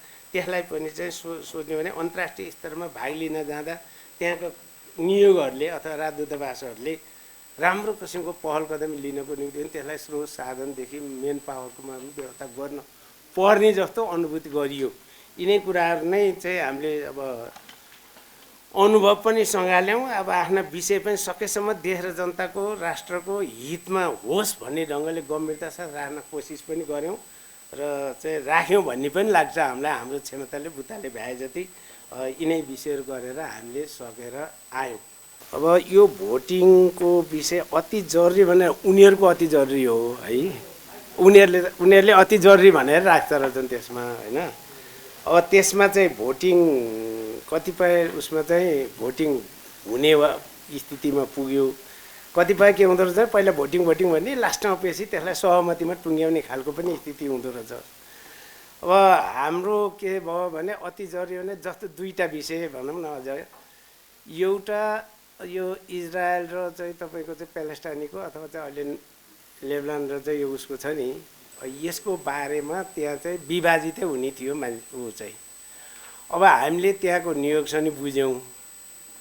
तपाईँको चाहिँ अब योभन्दा अगाडि युएनमा चाहिँ जो महासभा भयो नि त्यसमा नि हाम नेपालको के रह्यो भन्ने कुरा बुझ्यो। त्यहाँ जे भयो हामीले त्यही गऱ्यौँ। यो यति भनेपछि बुझिहाल्नु भयो होइन। त्यहाँ जे भयो त्यही गरेर त्यहाँको नियोग पनि कुराकानी गरियो। अनि नो भोट भन्ने भयो भने त्यहाँ चाहिँ अनुपस्थिति हुने भन्ने भयो, त्यहाँ चाहिँ त्यो गरियो। अर्को चाहिँ थियो तपाईँको यो कम्बोडियाको चाहिँ र उसको मालदिभ्सको बारेमा थियो। त्यहाँ चाहिँ अब त्यहाँ हामी नपसौँ भन्ने नै खालको कुरा भएको हो। मुख्य गरेर कम्बोडियाको चाहिँ त्यो चाहिँ के अरे यो चाहिँ सुरुङ छ नि त्यसमा चाहिँ अहिले निषेध गर्ने, त्यसलाई पुरै चाहिँ गर्ने भन्ने थियो। अब हाम्रो त्यो खालको चाहिँ सोधियो त्यहाँ नियोग छ के हो पहिलाको भन्दाखेरि त्यसमा अहिले चाहिँ सहभागी नबन्ने भन्ने खालको भयो। यी नै हुनु अति जरुरी भन्ने जे भने यिनी विषय यहाँ किन खोलाइहालौँ सबै भन्ने भएर मात्रै नखोलाएको। अर्को तपाईँहरूले जो राख्नुभयो जिज्ञासा नेपाललाई कसरी बुझ्छन् भन्ने कुरो, नेपाललाई त मैले अघि भने नि एउटा त्यो अध्यक्ष तपाईँहरूको यति राम्रो चाहिँ गरिराख्नु भएको छ, तपाईँहरूको सहभागिता एकदम चाहिँ ठिक छ, सधैँ रेगुलर छ, सक्रिय सहभागिता छ। जुन जुन समितिमा जान्छ जस्तो चाहिँ यता मान्नेहरू गएको ठाउँमा नि युवाहरूकोमा नि राम्रै किसिमले ऊ भयो। कृष्ण मान्नेहरू उहाँहरू गएको ठाउँमा पनि हो, त्यहाँ चाहिँ आफ्ना विषयहरू राख्ने कुरा उनीहरूले चाहिँ त्योलाई राम्रै मान्ने कुरा भयो। नराम्रो भन्ने छैन भन्ने हो। कसरी लिन्छन् भन्दा नेपालले चाहिँ हरेक ठाउँमा अन्तर्राष्ट्रिय क्षेत्रमा चाहिँ आफ्नो सहभागितालाई उपस्थितिलाई दह्रोसँग चाहिँ लिन्छ भन्ने कुरा नै त्यहाँ रह्यो। अर्को मैले यहाँ तपाईँहरूले भने तयारी के भन्दा परराष्ट्र मन्त्रालय सम्बन्धित संसदीय समिति तथा समग्र सङ्घीय संसदको सहकार्यबाट मान्य सदस्यलाई नेपालको परराष्ट्र नीतिको अन्तर्वस्तु प्राथमिकता राष्ट्रिय हितका विषयहरूका बारेमा भ्रमण अभागै गहन गृह कार्य गराउनु पर्ने देखियो। अलिक पुगेन भन्ने हो। हुन त हामी जानुभन्दा अगाडि 2 पटक परराष्ट्र मन्त्रालय यहाँको अन्तर्राष्ट्रिय विभाग महाशाखा सहित हामी जाने चाहिँ टोली 2 पटक बसेर छलफल गरेर यी विषय आउन सक्छ गन त गइयो। तर त्यो अपुरै हुँदो रहेछ भन्ने मात्रै कुरा हो क्या। विषय सबै 100 का 100 सब ठिक गरेर केही रहेछ भन्ने कुरा पनि त त्यति नहोला भन्ने के अझ पुगेन हाम्रो भन्ने कुरा हो। हामी चाहिँ समाजमा एउटा ऊ भएको नाताले समाजमा चाहिँ सबै चिज 100 का 100 हुँदैन। द्वन्द्ववादको नियम भन्दाखेरि होला हामीले चाहिँ त्यो भन्छौँ कि 100 का 100 कुनै नि हुँदैन, त्यही पुर्याउनु कोसिस गरौँ भन्ने मात्रै हो। त्यस्तो फेरि एकदम हामी ल्याप्सेसमा गयौँ, केही थाहा नभएर त्यहाँ गएर अन्यल भयो भन्ने खालको विषय होइन राख्न खोजेको है। संसदको बैठक नचलेको बेलामा सम्माननीय प्रधानमन्त्रीज्यूले संसदीय समितिहरूको काम कारवाही के कस्तो रहेको छ, कुन समितिमा कति विधेयकहरू छन्, ती विधेयकहरूलाई अब आउने अधिवेशनमा अथवा 5औं अधिवेशनमा चाहिँ अनिवार्य रूपमा ती विधेयकहरूलाई सदनमा पेश गर्नुपर्ने भनेर एउटा निर्देशन नै दिनुभएको छ। खास गरी अर्को कुन समितिमा के समस्या रहेको छ, बैठक बस्दाखेरि कोरम नपुग्ने अवस्था, यो प्रमुख सचेतकज्यू, मुख्य सचेतकज्यू, सचेतकज्यूहरूलाई पनि बोलाउनु भएको थियो। आज खास गरी 5 जना समितिका सभापतिज्यूहरू र 4 जना मुख्य सचेतक सचेतकज्यूहरू र सङ्घीय सचिवालयका महासचिव, सचिवज्यू, सभामुख, उपसभामुख र मान्य मन्त्रीज्यू, कानुन मन्त्रीज्यूको उपस्थितिमा बैठक बस्यो। यसमा खास गरी हामी समितिका सभापतिज्यूहरूले कुन समितिमा कतिवटा विधेयक छ, त्यो विधेयक पास गर्नलाई के समस्या रहेको छ, अहिलेसम्म कति काम भएको छ र भोलिको दिनमा कति दिनमा हामीले पास गर्न सक्छौँ भन्ने जुन सम्मान्य सभामुखज्यूको जिज्ञासा थियो, त्यसमा हामीले आफ्नो स्तरबाट सभापतिज्यूहरूले आफ्नो स्तरबाट जवाब दियौँ। यसमा अब खास गरी सबै सभापतिज्यूहरूको कमन कुरा के थियो भने कोरम पुगिरहेको छैन। सदनको बैठक बन्द भइसकेपछि मान्यज्यूहरू प्राय क्षेत्रतिर लाग्नुहुन्छ, गृह जिल्लातिर लाग्नुहुन्छ। त्यस कारणले गर्दा यतातिर समितिको बैठक बस्न सभापतिहरूलाई अप्ठ्यारो छ। एउटा यो कमन कुरा। अर्को कुरा के रहेछ भने अब बैठक बस्दाखेरि पनि चिया नास्ता समेत समितिलाई अप्ठ्यारो हुन्छ। मान्यज्यूहरूलाई र सरोकारवाला बोलाएर छलफल गर्दाखेरि चिया नास्ता समेत दिन सक्ने अवस्था समितिको छैन। यसमा पनि गम्भीर रूपमा यो समस्यालाई समाधान गरिनुपर्छ भन्ने कुरा कमन कुराहरू, यी कुराहरू आएका छन्। यसको अलावा पनि अब आफ्नो समितिगत हिसाबले पनि समस्याहरू रहेका छन्। अहिले संहिता कार्यान्वयनको कुरा रहेको छ। यो अवस्थामा सङ्घीय निजामती विधेयक चाहिँ पास गर्नुपर्ने, अहिले प्रहरी विधेयक ल्याउनु पर्ने, यो अवस्थामा के छ भने संविधान संशोधनको कुरा पनि बाहिर आइरहेको अवस्थामा यसलाई कसरी हामीले अगाडि बढाउने, जबसम्म यी विधेयकहरू पास हुँदैनन् समितिबाट सदनबाट, जबसम्म ऐन कानुन बन्दैन तबसम्म संहिताको विषयमा कसरी हामी संशोधन गर्न जाने भन्ने एउटा मूल विषय पनि सामान्य सभामुखज्यूले राख्नुभयो। यस कारण पनि यी अहिले शिक्षा विधेयक समितिमा छ, सङ्घीय निजामती सेवा विधेयक पनि समितिमा छ। यी दुईटा महत्त्वपूर्ण विधेयकहरू पास हुनु अनिवार्य छ। पास गरिसकेपछि बल्ल संविधान संशोधनको कुराहरू ल्याउनुपर्छ, आउनुपर्छ जस्तो कुराहरू पनि भएको नाताले यी विषयमा आफ्नो धारणा चाहिँ सभापतिज्यूहरू राख्नुभयो र सामान्य सभामुखज्यू मार्फत लास्टमा चाहिँ अनिवार्य रूपमा अब 5औं अधिवेशनमा अनिवार्य रूपमा समितिबाट चाहिँ विधेयकहरू पास भएर जानुपर्छ भन्ने निर्देशन पनि हामीहरूलाई दिनुभयो। मानिसो खास गरी यो विपदको बेलामा सरकारसँगै संसद पनि जनताले खोजेका थिए, यो संसद बोलाउन तपाईँहरू चुक्नु भयो भने चाहिँ यसमा केही विषय छलफल भयो? हो, यो विषय पनि छलफलमा उठे। सभापतिज्यूहरूले पनि त्यो कुरा राख्नुभयो। हामीहरूले यस्तो विपद पर्दाखेरि बैठक राख्न खोजे, म पनि आफै स्वयं बर्दियाबाट काठमाडौँसम्म आइपुगेँ त्यो अवस्थामा। तर यहाँ आइपुग्दाखेरि अब फोन गर्दाखेरि मान्यज्यूहरू आफ्नो गृह जिल्लामा कोही कहाँ भएको अवस्था देखियो। त्यसकारण यस्तो अवस्थामा पनि हामी बैठक बस्न सकेनौँ। यो एउटा गम्भीर विषय देखियो। तर यसमा अब प्रमुख सचेतकज्यूहरू प्रतिबद्धता पनि जाहेर गर्नुभएको छ कि सभापतिज्यूहरूले मान्यज्यूहरूको रेकर्ड कुन बैठकमा कति मान्यज्यूहरू आउनुभयो, कतिजना कुन बैठकमा उपस्थित हुनुभयो, त्यो रेकर्ड हामीलाई दिनुभयो भने हामीहरू अनिवार्य रूपमा उपस्थित गराउने प्रतिबद्धता जाहेर गर्छौँ भने प्रमुख सचेतकज्यूहरू अहिले प्रतिबद्धता पनि जाहेर गर्नुभएको छ। सभामुखज्यूले मान्य सबै समितिका सभापतिज्यूहरू र हामी मुख्य प्रमुख सचेतकहरूलाई पनि बोलाउनु भएको थियो। विशेष गरेर विधेयकहरूलाई समितिबाट कसरी व्यवस्थित गरेर अगाडि बढाउने लगायत संसदलाई प्रभावकारी कसरी बनाउने भन्ने बारेमा चाहिँ हामीसँग चाहिँ सुझावहरू लिनुभएको थियो। त्यसैका आधारमा हामीले केही छलफलहरू गऱ्यौँ। यहाँहरूको केही भनाइ छ भनेदेखि दुई तीनटा विषयवस्तुको बारेमा हामीले सुझाव दियौँ। एउटा समितिमा कोरमको बारेमा कुराकानी आएको थियो। हामीले के भन्यौँ भने यदि कोरमकै समस्याहरू कतै भयो भने समितिहरूका बैठक बस्नुभन्दा अगाडि सबै दलका प्रमुख सचेतक दल कार्यालयहरूलाई फलाना दिन समितिको बैठक हुँदैछ भन्ने कुराको जानकारी तपाईँहरूले दिनुभयो भने हामी आफ्नो तर्फबाट पनि पहल कदम गर्छौँ। एउटा सुझाव हामीले यो दियौँ। यसो सँगसँगै कतिपय चाहिँ अनुपस्थितिको समस्या छ, यस्तो किसिमको छ भने को कसरी अनुपस्थित भएको, अब खालि सैद्धान्तिक कुरा गरेर मात्रै भएन, ठोस रूपमा कुरा गर्नु पर्यो। अब कुन दलको कुन मान्य कसरी आएन त, यो बारेमा भयो भनेदेखि हामीलाई अलिक सहिलो हुन्छ भन्ने हामीले सुझाव दियौँ। यसको साथसाथै हामीले अर्को सुझाव के दियौँ भनेर भन्दा हाम्रो त 4 अधिवेशन त गइसक्यो। पहिलो अधिवेशनमा दर्ता भएका कुन समितिमा बाँकी रह्यो? दोस्रो अधिवेशनमा समितिमा पठाएको विधेयक कुन समितिले गरेका छैन? अब त यसरी पनि हेर्नुपर्ने भयो नि। यो खालको हामीले सुझावहरू दियौँ। किन प्राथमिकता क्रम गर्दा पहिले चाहिँ आएका विधेयकहरू चाहिँ कसरी पछाडि गए भन्ने खालको हाम्रो विषयवस्तु भयो। लामो समयको बारेमा अब समितिका जति पनि विधेयकहरू बसेका छन् तिनी चाहिँ कहिले दर्ता भए र ती कतिन्जेलसम्म त्यहाँ बसेका छन् त्यसको जवाफदेहिता समितिहरूले लिनुपर्छ। यसको आधारमा अब हामी अगाडि बढ्नुपर्छ भन्ने खालको कुरा भयो। सम्मानीय सभामुखज्यूले लास्टमा दलहरूलाई पनि हामीले चाहिँ जो सूचना दलहरूलाई प्रमुख सचेतक मार्फत दिनुपर्ने छ त्यो पनि हामी दिन्छौँ। कुन समितिमा कसको अनुपस्थिति भएको कारणले गर्दा कोरम नपुगेका छन् तिनका जानकारी पनि हामी गराउँछौँ र गराउनको लागि भनेर सचिवालयलाई निर्देशित गर्नुभयो र त्यसका आधारमा अब समितिका कामहरूलाई चाहिँ व्यवस्थित बनाएर अगाडि बढाउने बारेमा पनि कुराकानी भएको छ।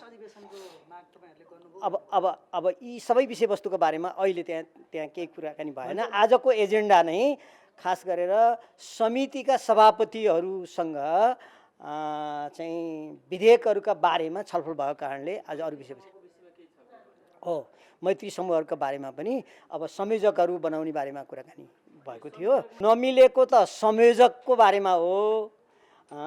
फेरि पनि अब सामान्य सभामुखज्यूले एउटा निश्चित समयभित्र दलहरूका प्रमुख सचेतकहरू मुख्य सचेतक बसेर छलफल गरेर हामीलाई दिनुहोस् भनेर भन्नुभएको छ। त्यसमा अब हामी अगाडि बढ्छौँ। प्रतिपक्षको तर्फबाट त तपाईँहरूले हेर्नु पनि भयो होला, विपक्षी दलको चाहिँ नेताको हैसियतले हाम्रो दलको चाहिँ नेता हाम्रो पार्टीका अध्यक्षको नेतृत्वमा विपक्षी दलका चाहिँ बैठक बसेर सामूहिक रूपमा हिजो त सरकारलाई ज्ञापन पत्र नै गइसकेको छ।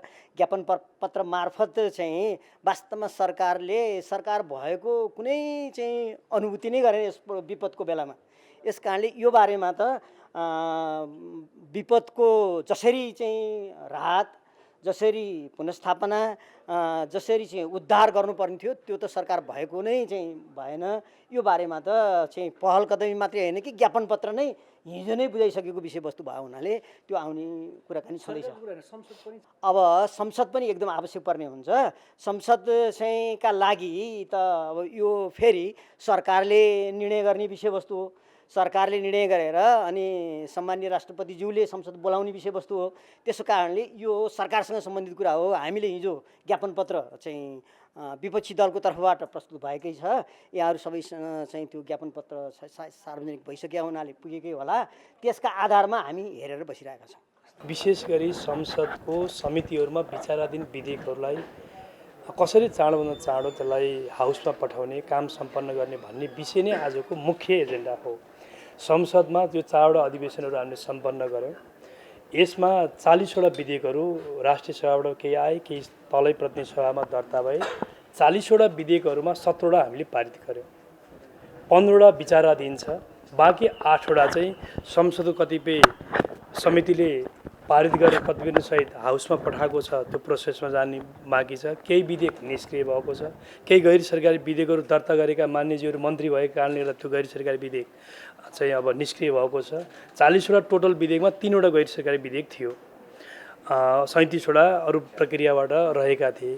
त्यस कारण त्यही बाँकी रहेको अर्थात् विचाराधीन रहेका 15वटा विधेयकहरू समितिमा भएका जुन छन् तिनलाई चाहिँ कसरी छिटोभन्दा छिटो अगाडि बढाउने भन्ने विषयमा प्रमुख सचेतक सहित केही चाप रहेका विधेयकहरू चाप रहेका समितिका सभापतिलाई पनि हामीले छलफलमा बोलायौँ। त्यहाँ छलफल हामीले गऱ्यौँ र आजको बैठक सकारात्मक पनि भयो र दुईटा कुरा उठेका छन्। पहिलो कुरा त मान्य सभापतिज्यूहरूको एउटा चाहिँ हामीसँग एउटा आग्रह पनि छ। के आग्रह छ भने कोरम पुर्याउनका लागि सम्बन्धित दलहरूले सहजीकरण गर्दै हुन्थ्यो भन्ने उहाँहरूको अपिल छ। हामीले केही छलफलहरू गरेका छौँ। कतिपय समितिहरूको बैठक बस्न कोरम नपुगेको कुरा, बैठक नियमित गर्न समस्या भएको कुरा, त्यो पाटो पनि उजागर भएको छ। हामी सम्बन्धित दलहरूले समितिका बैठक बस्नु पूर्व सम्बन्धित दलहरूलाई जानकारी भएको अवस्थामा हामीले बैठकलाई आफ्ना सम्बन्धित दलका मान्यज्यूहरूको पूर्ण उपस्थिति गर्ने कुरामा सहजीकरण गर्छौँ र बैठकको प्रभावकारितामा हामीले खेल्नुपर्ने दलको तर्फबाट खेल्नुपर्ने भूमिका खेल्छौँ। र अब यो बिचको समय जति हुन्छ मेरो विचारमा हिजोको ट्रेन हेर्दाखेरि मलाई लाग्छ मङ्सिरको अन्तिम वा पुसको पहिलो हप्ता सायद हिजोको ट्रेनको पहिलोको ट्रेनका आधारले हाउस बोलाउने अवस्था होला। यो बिचको चाहिँ झन्डै हामीसँग भएको 1.5-2 महिनाको बिचलाई हामीले सदुपयोग गरेर विचाराधीन सबै विधेयक त्यो सबैभित्र मुख्य ध्यान अझ पनि केन्द्रित केमा छ भने सङ्घीय निजामती सेवा विधेयक र शिक्षा विधेयक, यो दुईटा विधेयकलाई छिटो ढिलो नगरिकन यसलाई एकदम शीघ्रातिशीघ्र र सबै सांसदले पनि आफ्नो संसदको संसदीय मामिला र संसदीय समितिको काम विधेयक निर्माणमा मुख्य ध्यान दिनका लागि हामीले उहाँहरूलाई भन्छौँ र ती विधेयकहरू अगाडि बढाउने गरेको कुरा भएको छ। मेरो विचारमा यो बिचमा हामी केही महत्त्वपूर्ण ढङ्गले कामलाई अगाडि बढाउँछौँ। एउटा सन्दर्भमा यो कुरा टुङ्ग्यो। दोस्रो कुरा के भएको छ भने जस्तो हामीले केही मैत्री समूहहरू विभिन्न देशहरू विशेष गरी हाम्रो पार्लियामेन्टले विभिन्न 44वटा देशका संसदसँग पार्लियामेन्ट्री फ्रेन्डसिप ग्रुप हामीले निर्माण गर्दै आएका छौँ। यो पटक पनि हामीले ती सबै देशहरूमा पार्लियामेन्ट्री फ्रेन्डसिप ग्रुप बनाइसक्यौँ। सबै दलहरू जसको जे स्ट्रेन्थ संसदमा छ त्यो स्ट्रेन्थको आधारबाट 44वटा देशमा पार्लियामेन्ट्री फ्रेन्डसिप ग्रुपमा आफ्ना सदस्यहरू हामीले पठाइसक्यौँ, तर संयोजक तय गर्न बाँकी छ। त्यसकारण आजको बैठकबाट पनि हामीले संयोजकको विषयमा अब छिटो निर्णय गरौँ भन्ने कुरा भएको छ। यस आधारमा दलीय स्ट्रेन्थका आधारमा जस्तो नेपाली काङ्ग्रेसले 44वटा देशमध्ये 14वटा देशहरूमा नेतृत्व गर्नुहुनेछ, एमाले 12वटा, नेकपा माओवादी केन्द्रले 6वटा, राजसपाले अरू चाहिँ 4, यस क्रमशः यसरी अन्य दलको स्ट्रेन्थका आधारले संयोजक निर्धारण पनि भएको छ। छिटो गर्ने, छिटो भनेको अर्थ भोलि बेलुकासम्म हामीहरू छलफल गर्छौँ। यदि भएन भने एउटा प्रक्रियाबाट हामी सम्बन्धित दलहरूले नै लेखेर पठाउँछौँ, त्यसको आधारमा सहजीकरण गर्ने कुरा भएको छ। आम रूपमा आजको बैठक सम्मानज्यूले जुन आह्वान गर्नुभयो यो असाध्यै सकारात्मक भयो। विधेयक निर्माणको प्रक्रियालाई अब अगाडि बढाउने, त्यसमा छलफल गर्ने, निर्माण भन्दा नि विधेयकलाई पारित गरेर अगाडि बढ्ने कुरामा हामी अब महत्त्वपूर्ण ढङ्गले यो बिचको समयलाई सदुपयोग गर्छौँ र हामी हाम्रा सांसदहरू, सबै दलका सांसदहरूलाई संसदीय समितिको कामलाई मुख्य प्राथमिकता दिएर, अनि निर्वाचन क्षेत्रमा विभिन्न बाढी पहिरो विपदले समस्या पनि छ, त्यतातर्फ पनि ध्यान दिँदै समितिको कामलाई पनि हामीले प्रोत्साहित गर्छौँ, उहाँहरूलाई वातावरण बनाउँछौँ। यति कुरा भएर आज हामीले बैठक सम्पन्न गरेका छौँ। केही समय अगाडि मात्रै हाउस बन्द भएको यहाँहरू सबैलाई थाहा छ। त्यसपछि लगत्तै हामीहरू विपदको सामना गर्न पर्यो। विपदको तत्काल राहत उद्धारको प्रक्रियामा हामी सबै सरकार, अब प्रतिपक्ष, हामी सबै लाग्यौँ, त्यसमा हामी जुट्यौँ। भर्खर हामीले चाहिँ यो दसैँ सक्यौँ। अब हामी नियमित कामको प्रक्रियामा जोड्ने, विषयगत समितिहरूले आफ्नो बैठक बोलाउने, कतिपय नियमित सरकारसँग जोडिएका इस्युहरू होला ती विषयहरूमा छलफल चलाउने र मुख्य गरी विधेयक निर्माणको पाटो, यो पाटोमा काम गर्ने, यो प्रक्रिया त अब हामीले आरम्भ गरिसकेका छौँ। त्यसो हुँदाखेरि अब संसदीय समिति वा संसदले वा हामी सांसदहरूले गर्नुपर्ने जिम्मेदारी वा निर्वाह गर्नुपर्ने भूमिका हामीले चाहिँ अब त्यसलाई प्रभावशाली ढङ्गबाट गर्ने कुरा चाहिँ आजको बैठक मार्फत पनि भएको छ। र यसलाई अझ थप सहजीकरण गर्नका लागि हामी अब प्रतिपक्ष, सत्तापक्ष, विशेष गरी संसदभित्रका चाहिँ हामी जिम्मेवार प्राप्त प्रमुख सचेतकहरू वा सचेतकहरूको फेरि पनि हामी संसदीय काम प्रक्रियालाई अगाडि बढाउने सन्दर्भमा संसदीयका विधेयकहरूलाई मूर्त रूप दिनका लागि हामीले चाहिँ फेरि थप अतिरिक्त पनि छलफल गरेर सहजीकरण गर्छौँ। एउटा कोरम नपुग्ने विषय यो हुन त अब कोरम पुर्याउनको लागि तपाईँहरूले के गर्नुभयो त भन्नु होला तपाईँहरूले, होइन? यो चाहिँ अप्ठ्यारो पनि छ। वास्तवमा मानिनेहरू आफ्नो आफ्नो क्षेत्रमा गइरहनु पर्ने अवस्था पनि हुन्छन्।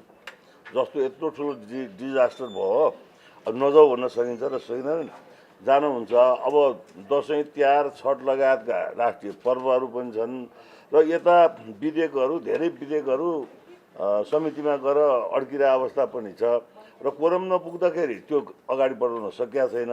आगामी दिनमा यस्तो नहोस् भन्नलाई आज यो एकदम महत्त्वपूर्ण कार्यक्रम चाहिँ सभामुखज्यूले राख्नु भएको थियो। सचेतकहरू सहितको पार्टीका सचेतकहरूज्यूले पनि अब चाहिँ के भयो भने अब सचेतकज्यूहरूले पनि यसमा सहयोग गर्नुहुन्छ।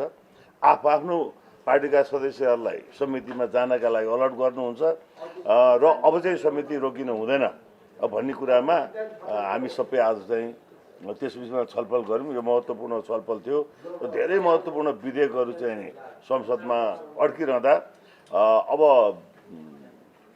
जनताले चाहिँ नि के गरेका छन् भने यो तलब मात्रै पचाएर भत्ता मात्रै खान्छन् कि क्या संसदमा भन्ने कुरा छ। संसदले बिजनेस पाएन अनि भए जति विधेयक चाहिँ नि समितिमा अड्किने भने हुनाले समितिलाई नै फास्ट ट्र्याकबाट लानुपर्ने अवस्था छ।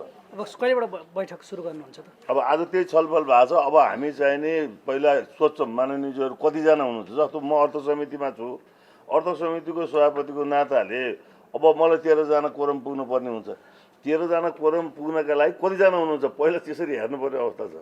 अनि त्यो हुनुहुन्छ भने मात्रै बैठक राख्नुपर्ने अवस्था छ। विशेष अधिवेशनको हल्ला पनि माग गर्ने भन्ने हल्ला पनि सुनिराखेको छ, त्यो छलफल भयो कि? त्यो छैन, त्यो विषयमा कुरा उठाउनु भएन। त्यो विषयमा छलफल भएको छैन। हाम्रो नियमित रूपमा जे हुन्छ अधिवेशन त्यसै गरी चाहिँ जाँदैछ र अब समिति त जहिले पनि बस्न सक्छ। त्यस कारणले समिति बस्न चाहिँ सबभन्दा जरुरी देखियो अहिलेलाई चाहिँ, किनभने धेरै विधेयकहरू छ। महीँ 5वटा विधेयक अझै पनि अर्थ समितिमा बसिरहेका छ, महत्त्वपूर्ण विधेयकहरू। त्यसै गरी शिक्षा विधेयकहरू छन्, होइन? अब धेरै महत्त्वपूर्ण विधेयकहरू भएको हुनाले हामी जस्तो प्रहरी विधेयक छ, आज धेरै ठुलो इस्यु उठेको छ र यो विधेयकहरूलाई चाँडैभन्दा चाँडै अब छलफल गरेर पास गरेर लानका लागि हामी सबैले सर्वसम्मति रूपमा आज चाहिँ छलफलबाट पारित गरेका छौँ र अब हामी यसैमा लाग्छौँ। होइन, यो त भर्खरै उहाँले सोध्नुभयो। अब विशेष संसद बस्ने कुरा चाहिँ यो छलफलमा नआउनाले अब मैले यो सभामुखज्यूसँग अघि तपाईँहरूसँग बोले भए मैले पनि कुरा उठाउँदै होला। अब त्यहाँ कुरा उठेको छैन, त्यो नउठेको कुरालाई मैले जवाब पनि दिन मिल्दैन। फेरि अब जुन कुरा उठेकै छैन त्यो कुरा त चाहिँ नि अब के भन्ने, बस्न चाहिँ त पर्थ्यो किनभने मुलुकको यति ठुलो डिजास्टर, यति धेरै नागरिकहरूले ज्यान गुमाएको अवस्था, यति ठुलो चाहिँ अब 23 अर्बभन्दा बढीको चाहिँ नि क्षति भएको अवस्था मुलुकमा होइन। त्यस कारणले यो विषयमा चाहिँ विशेष परिस्थिति घोषणा चाहिँ हुन पर्थ्यो। अब यसमा चाहिँ छलफल संसदबाटै भएको भए सबभन्दा राम्रो हुन्थ्यो। अब सरकारको तर्फबाट त नभए होइन, छलफल भएको छ, कामहरू पनि भइरहेका छन् होइन, निर्माणहरू पुनर्निर्माणहरू भइ नै रहेको अवस्था छ। अब यो त्यति सहिलो पनि छैन हेर्नुहोस्। अब बाहिर हल्ला गरे जस्तो भने जस्तो होइन, काम गर्नलाई धेरै गाह्रो छ। तपाईँको जताततै एकैचोटि भत्किया छ, त्यसको पैसा म्यानेज गर्न पर्यो। अब काम गर्ने मान्छे लेबरहरू छैन, दुनियाँ मेसिनरीहरू खोज्नु पर्यो, त्यो सबै गर्नुपर्छ। तर सरकारको दायित्व हो, सरकारले जिम्मेवारी लिनुपर्छ। यो कुरामा त हामी कहीँ चुक्दैनौँ र हाम्रो तर्फबाट पनि कमी राख्दैनौँ। यो देशका अप्ठ्यारोमा परेका जनताले राहत पाउने गरी सरकार अगाडि जानुपर्छ भन्ने कुरामा दुई मत हुन सक्दैन। धन्यवाद। जुन सङ्कल्प जुन सङ्कल्प हामीले बोकेका छौँ, हजुरहरूले पनि बोक्नु भएको प्रष्ट भइसकेको छ। आज अघि रामजी भाइले भने जस्तै हामीलाई अलिक खल्लो काम नपाए जस्तो अलिकति भइरहेछ, तर यो अति नै शुभ सङ्केत। तपाईँलाई धेरै धेरै बधाई हजुर। हजुरको काम कार्यहरू सबै राम्रो छ भन्ने कुरा यसबाट प्रष्ट पारिन्छ। त्यसको लागि हजुरलाई धेरै धेरै बधाई र धन्यवाद पनि। महानगरपालिकामा मात्र यसरी सडक मानवमुक्त भइदिएको देख्न पाउँदाखेरि त हाम्रो जुन 82 सालको घोषणाको निम्ति जुन तयारी गरिराखेका छौँ त्यो धेरै नजिक देख्छु। सो धेरै धेरै धन्यवाद हजुर। अब अरू त धेरै बोल्नुपर्ने देखिन्न। हजुरको त्यो साथ र सहयोगको प्रतिबद्धतालाई पनि हाम्रो अन्तर्हृदयदेखि नै धेरै धेरै धन्यवाद हजुर। देखि अब देशको एउटा मध्य भाग चितवन जिल्ला भरतपुर महानगरपालिकामा आइपुग्नु भएको छ। एउटा सफलतापूर्वक यहाँले यो अभियानलाई सफल पार्दै यहाँसम्म आइपुग्नु भएको छ, त्यसको लागि पनि म बधाई दिन चाहन्छु र आगामी यात्राको पनि थप सफलताको पनि शुभकामना व्यक्त गर्न चाहन्छु। लगभग यहाँको दसैँको टिकाको दिनदेखि कार्तिकको 28 गतेसम्म यो अभियान छ। यो अभियान पूर्ण रूपले सफल होस्, शुभकामना सिङ्गो महानगरपालिकाको तर्फबाट व्यक्त गर्न चाहन्छु। यहाँको यो अभियान, यो महाअभियान आगामी 2081 सालसम्म 82 सालसम्म चिङ्गो देशलाई सहयोग अपेक्षित सडक मानवमुक्त राष्ट्र एउटा घोषणा गर्ने एउटा अभियान यहाँको छ, महाअभियान यहाँको छ। त्यो पनि एउटा सार्थक होस् भन्ने पनि शुभकामना दिन चाहन्छु। पहिलो एउटा देशका 6वटा महानगरपालिका मध्ये भरतपुर महानगरपालिका एउटा पहिलो सहयोग अपेक्षित सडक मानवमुक्त महानगरपालिका घोषणा गर्न हामी सफल भएका थियौँ। त्यसको लागि सिङ्गो मानव सेवा आश्रम परिवारलाई म हृदयदेखि नै आभार सहित धन्यवाद व्यक्त गर्न चाहन्छु। आजको यो दिनमा पनि म स्मरण गर्न चाहन्छु। यही महानगरपालिका परिसरभित्रको यही प्राङ्गणबाट हामीले घोषणा गरेका थियौँ हामी मानव सेवा आश्रम भरतपुर महानगरपालिका र चितवन स्थित जिल्ला प्रशासनको एउटा 3 तहकै एउटा साझेदारी र सहकार्यबाट त्यो महाअभियान हामीले सिङ्गो महानगरपालिकामा हामीले खोजी र उद्धार कार्य र उहाँहरूको एउटा व्यवस्थापन गर्ने कार्यहरू अगाडि बढायौँ। महिनौसम्म त्यो अभियान अगाडि बढ्यो। हामी सबैको सहकार्यबाट विशेष रूपले मानव सेवा आश्रमले त्यसको इनिसिएसन नेतृत्वदायी भूमिका मानव सेवा आश्रमले त्यो भूमिका खेल्नु भएको थियो र हामी एउटा सहयोगी पार्टनरको रूपमा हामी थियौँ। हाम्रो महानगरपालिका र यो चाहिँ प्रशासन कार्यालय हामी सहयोगी पार्टनरको रूपमा थियौँ। यहाँसम्म आउँदाखेरि आदरणीय रामजी सरले भन्नुभयो, यहाँसम्म आउँदाखेरि बाटोमा हामीले कहीँ पनि देख्न परेन भन्दाखेरि खुसी लाग्यो। कोही देखियो भनेको भए अलिकति हामीलाई खिन्न हुन्थ्यो होला, किनकि हामीले पहिलो सुरुवात गऱ्यौँ। अब बाटोमा कतै देखेको भएदेखि यो अभियान सफल भएको रहेछ, अझै पनि हामी फेरि यो अभियानलाई सुचारू गर्न पर्ने रहेछ कि भन्ने खालको हामीलाई हुन्थ्यो। आज बाटोमा खास गरेर मुख्य राजमार्गहरूमा यो नदेखिँदाखेरि पनि यो छ र पनि हामीले धेरै गर्नुपर्नेछ र अहिले पनि हामी एउटा सहकार्यबाट यसलाई कार्यान्वयनको प्रक्रियालाई अगाडि बढाइराखेका छौँ र मानव सेवा आश्रम महानगरपालिका हामी साझेदारी गरेर सहकार्य गरेर हाम्रो घोषणालाई यसलाई निरन्तरता दिएका छौँ। यसलाई कार्यान्वयनको प्रक्रियामा अगाडि बढाइराखेका छौँ। आउने दिनमा पनि यस्तो खालको अवस्था जो कि एउटा बेसहारा भएर एकदमै अब गरिबीका कारणले गर्दाखेरि बेसहारा भएर टुहुरा भएर र घरबारविहीन भएर कोही पनि सडकमा आएर बस्न नपरोस् भन्ने जुन अभियान एउटा पवित्र एउटा उद्देश्य र भावनाका साथ यहाँहरूको यो अभियान अगाडि बढेको छ। आउने दिनमा पनि यहाँलाई सफलताका लागि पनि शुभकामना व्यक्त। आजदेखि चल्ने 4 दिनसम्मको यो कन्फरेन्समा यो संसारका 44वटा मुलुकका मान्छेहरूको उपस्थिति छ, जसमा चाहिने माइक्रो इन्सुरेन्सको बारेमा विज्ञता हासिल गरेका धेरै स्पिकरहरू यहाँ हुनुहुन्छ, धेरै प्र्याक्टिसनरहरू यहाँ हुनुहुन्छ। उहाँहरूको चाहिने जुन उहाँहरूको चाहिने अहिलेसम्मको अनुभवबाट चाहिने माइक्रो इन्सुरेन्सको लाभ हामीले पनि लिन सकौँ, किनभने हामी जस्तो मुलुकमा सबभन्दा बढी आवश्यकता माइक्रो इन्सुरेन्सको छ, जहाँ 20% भन्दा बढी मान्छे गरिबीको रेखा मुनि बस्छन्। तिनलाई प्रोटेक्सनको आवश्यकता छ। अहिले भर्खरै पुस्तकजीले प्रोटेक्सन ग्यापको कुरा गर्नुभयो। त्यो प्रोटेक्सन दिएर हामीले उनीहरूलाई चाहिने थप गरिब हुनुबाट बचाउनु छ, उनीहरूको जीवन बचाउनु पर्नेछ, उनका सम्पत्तिलाई सम्हाल गर्नुपर्नेछ। हामी सबैलाई चाहिने एकदमै राम्रो जानकारी छ। अहिले अस्ति भर्खरै साउन 11-12 गते गएको चाहिँ ठुलो बर्सातपछि आएको जुन तपाईँको डिसास्टर छ, त्यसले नेपालका 264 जना मान्छेको चाहिँ मृत्यु भएको छ होइन। बिलियन्स अफ तपाईँको रुपिजको चाहिँ तपाईँको यो प्रोपर्टी लस भएको छ। अब मलाई के लाग्छ भने र क्लेम हेर्दा अहिले हामी कम्पनीहरूमा आइरहेको क्लेम हेर्दाखेरि त्यो असाध्यै इन्सिग्निफिकेन्ट लेभलको क्लेमहरू आइरहेको देखिन्छ। खास गरेर लाइफमा त तपाईँको परेकै छैन, नन लाइफमा केही क्लेमहरू त्यो पनि एकदमै स्पेसिफिकली चाहिँ तपाईँको काठमाडौँ बेस्ट क्लेमहरू बढी आएको देखिन्छ, केही हाइड्रो पावरका क्लेमहरू आएको देखिन्छ। भन्दाखेरि एकातर्फ सरकारले लगानी गरेर चाहिने बढी तपाईँको चाहिने इन्फ्रास्ट्रक्चर क्रिएट गर्यो, सरकारले बनायो, इन्भेस्टमेन्ट त भइसक्यो, तर त्यसको प्रोडक्सनको बाटोमा हामी छैनौँ भन्ने देखिन्छ। अब हामीले हाम्रै आफ्नो तथ्याङ्क अनुसार जुन 8 अर्ब रुपियाँ 10 अर्ब रुपियाँको जुन हाम्रा चाहिँ पुलहरू बगेका छन् अनि तपाईँका चाहिँ धेरै भनौँ न तपाईँको प्रोपर्टी गभर्मेन्टका बगेका छन्, त्यसको निर्माण गर्नको लागि थप पैसाको दुवै मात्रै माध्यम हुने भयो। आइदर हामीसँग भइरहेको चालु वर्षको बजेटबाट कटाएर त्यसको पुनर्निर्माण गर्नु पर्यो, वा हामीले चाहिँ कहीँबाट चाहिँ तपाईँको ऋण मागेर ल्याउनु पर्यो। हामीले बिचको एउटा ग्यापलाई हामीले बिर्छौँ। हामीले त्यो सबै सब प्रोपर्टीको इन्सुरेन्स गरिदिएको भए आज हामी त्यो डिलेमामा हुने थिएनौँ। तपाईँको चाहिने हाम्रो प्रपर्टी गभर्मेन्टका फेसिलिटीहरू इन्फ्रास्ट्रक्चर लस भएपछि हाम्रो त्यसको इन्सुरेन्स हुने हो भने इन्सुरेन्सले त्यो कुरोलाई चाहिँ तपाईँको ब्याकअप गर्थ्यो र सरकार आफूले चाहिने गर्नुपर्ने इन्भेस्टको पाटोमा चाहिने उसलाई चाहिँ अड्किराख्नुपर्ने अवस्था हुने थिएन। त्यस कारण हामी जस्तो देशमा अझ बढी आवश्यक किन छ भने अहिलेको क्लाइमेटिक चेन्जको सबभन्दा ठुलो असर परेको चाहिँ हाम्रो हिमालमा हो र त्यसको तलतिर बस्ने हामी सबै चाहिँ तपाईँको यसको प्रभावमै छौँ। हामीलाई जानकारी छ केही समय अघि भर्खरै हाम्रो एउटा चाहिँ हिमताल विस्फोट भएको थियो र त्यस्ता अनेकौँ हिमतालहरू विस्फोटको तपाईँको कागारमा बसिरहेका छन्। जुन खालको तपाईँको चाहिने तापमान बढ्दो छ त्यसले हाम्रा चाहिँ हिमाल पग्लेर चाहिँ ताल बनाउने र ताल विस्फोट गराएर चाहिने हाम्रा बस्तीहरूलाई चाहिँ भनौँ न हाम्रा चाहिने मान्छेहरू हाम्रा बस्तीहरूलाई चाहिँ हाम्रा कृषि भूमिहरू सबै चाहिने अफेक्टेड हुने अवस्था जुन छ त्यसलाई बचाउने एउटा ठुलो चाहिँ तपाईँको चाहिने यो टुल भनेको चाहिँ इन्सुरेन्स हुनसक्छ। यो संसारभरि चाहिने हामीले त भर्खर यसको सुरुवात पनि गऱ्यौँ होइन, तर संसारभरि यो टेस्ट भएको विषय हो के भने असाध्यै भल्नरेबल कम्युनिटीहरूलाई चाहिने हामीले इन्सुरेन्सको नेटतिर ल्याएर सुरक्षा दिनुपर्छ। त्यसको मेकानिजम बनाउला, त्यसमा कतिपय कुरोमा सरकारले हात दिनुपर्ने हुन्छ, लोकल गभर्मेन्ट अगाडि आउनुपर्ने हुन्छ, हाम्रा यहाँ बसिरहेका चाहिँ तपाईँका चाहिँ कम्पनीहरूले आफ्ना चाहिँ दायित्व बुझिदिनुपर्ने हुन्छ होइन। त्यस कारणले हाम्रा त्यो भल्नरेबल ग्रुपहरू ती चाहिने वञ्चितीकरणमा परिरहेकाहरू जो गरिब मान्छेहरू जसलाई चाहिँ यसको सबभन्दा बढी आवश्यकता छ, किनभने यो जसलाई हामीले प्रकोप भन्छौँ प्रकोपको सबभन्दा ठुलो प्रभाव पर्ने भनेको गरिबलाई हो।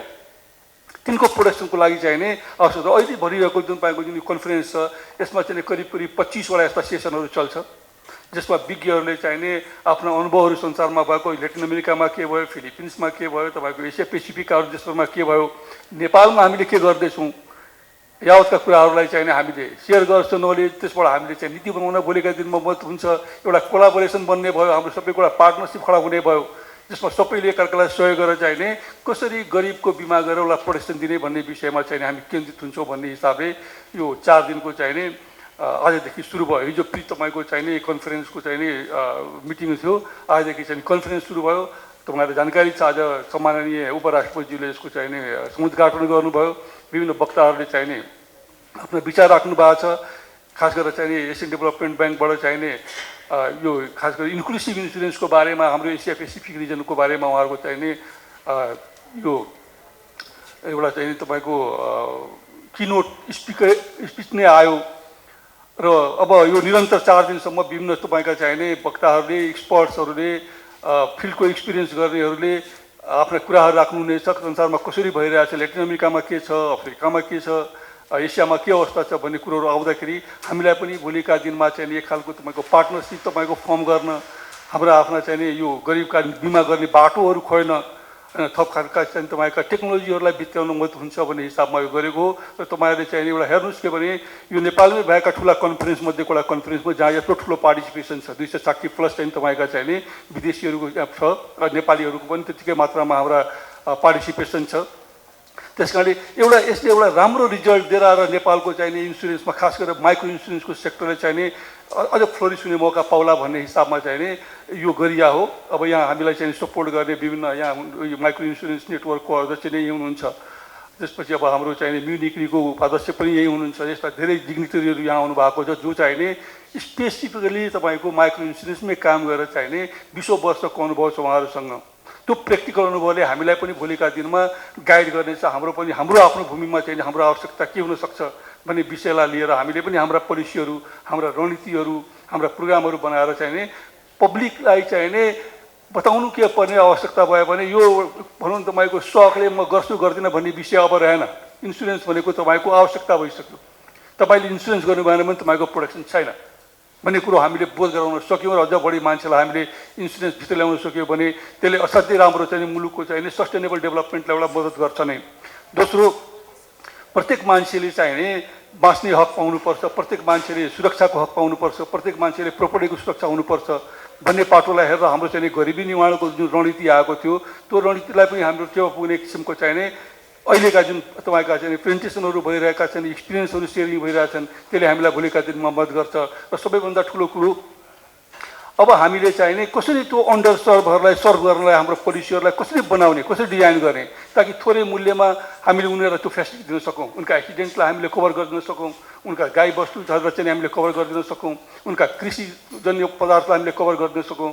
यी सबै उद्देश्यले माइक्रो भनेको मैले भनिराख्नु पर्दैन, असाध्यै चाहिँ लोवर ग्रुपमा बस्ने तपाईँको लो इन्कम ग्रुपका कम्युनिटीहरू होइन, आज कमायो आजै खायो पैसा छैन त्यस्तालाई कसरी हामीले चाहिने यो सेफ्टी नेटभित्र ल्याएर चाहिने सर्भिस दिन सक्छौँ भन्ने पाटोमा चाहिने या बृहत्तर तपाईँको चाहिँ अब यो डिस्कसन भइरहेको छ। एउटा सेसनमा त म आफै पनि बसेँ र यो निरन्तर 4 दिन भइसकेपछि यसको कन्क्लुजनमा केही यस्ता ठोस कुराहरू आउला जसले हामीलाई यो माइक्रो इन्सुरेन्स, यो इन्क्लुसिभ इन्सुरेन्सलाई यसरी अगाडि बढाउनुपर्छ भन्ने कुरोको चाहिने एउटा खालको चाहिँ गाइड गर्ला। हाम्रा पोलिसीहरूमा चाहिँ हामीले यहाँनिर ल्याकिङ गरिरहेको छौँ, पोलिसी चेन्ज यहाँ गर्नुपर्छ भन्ने बाटो देखाउला।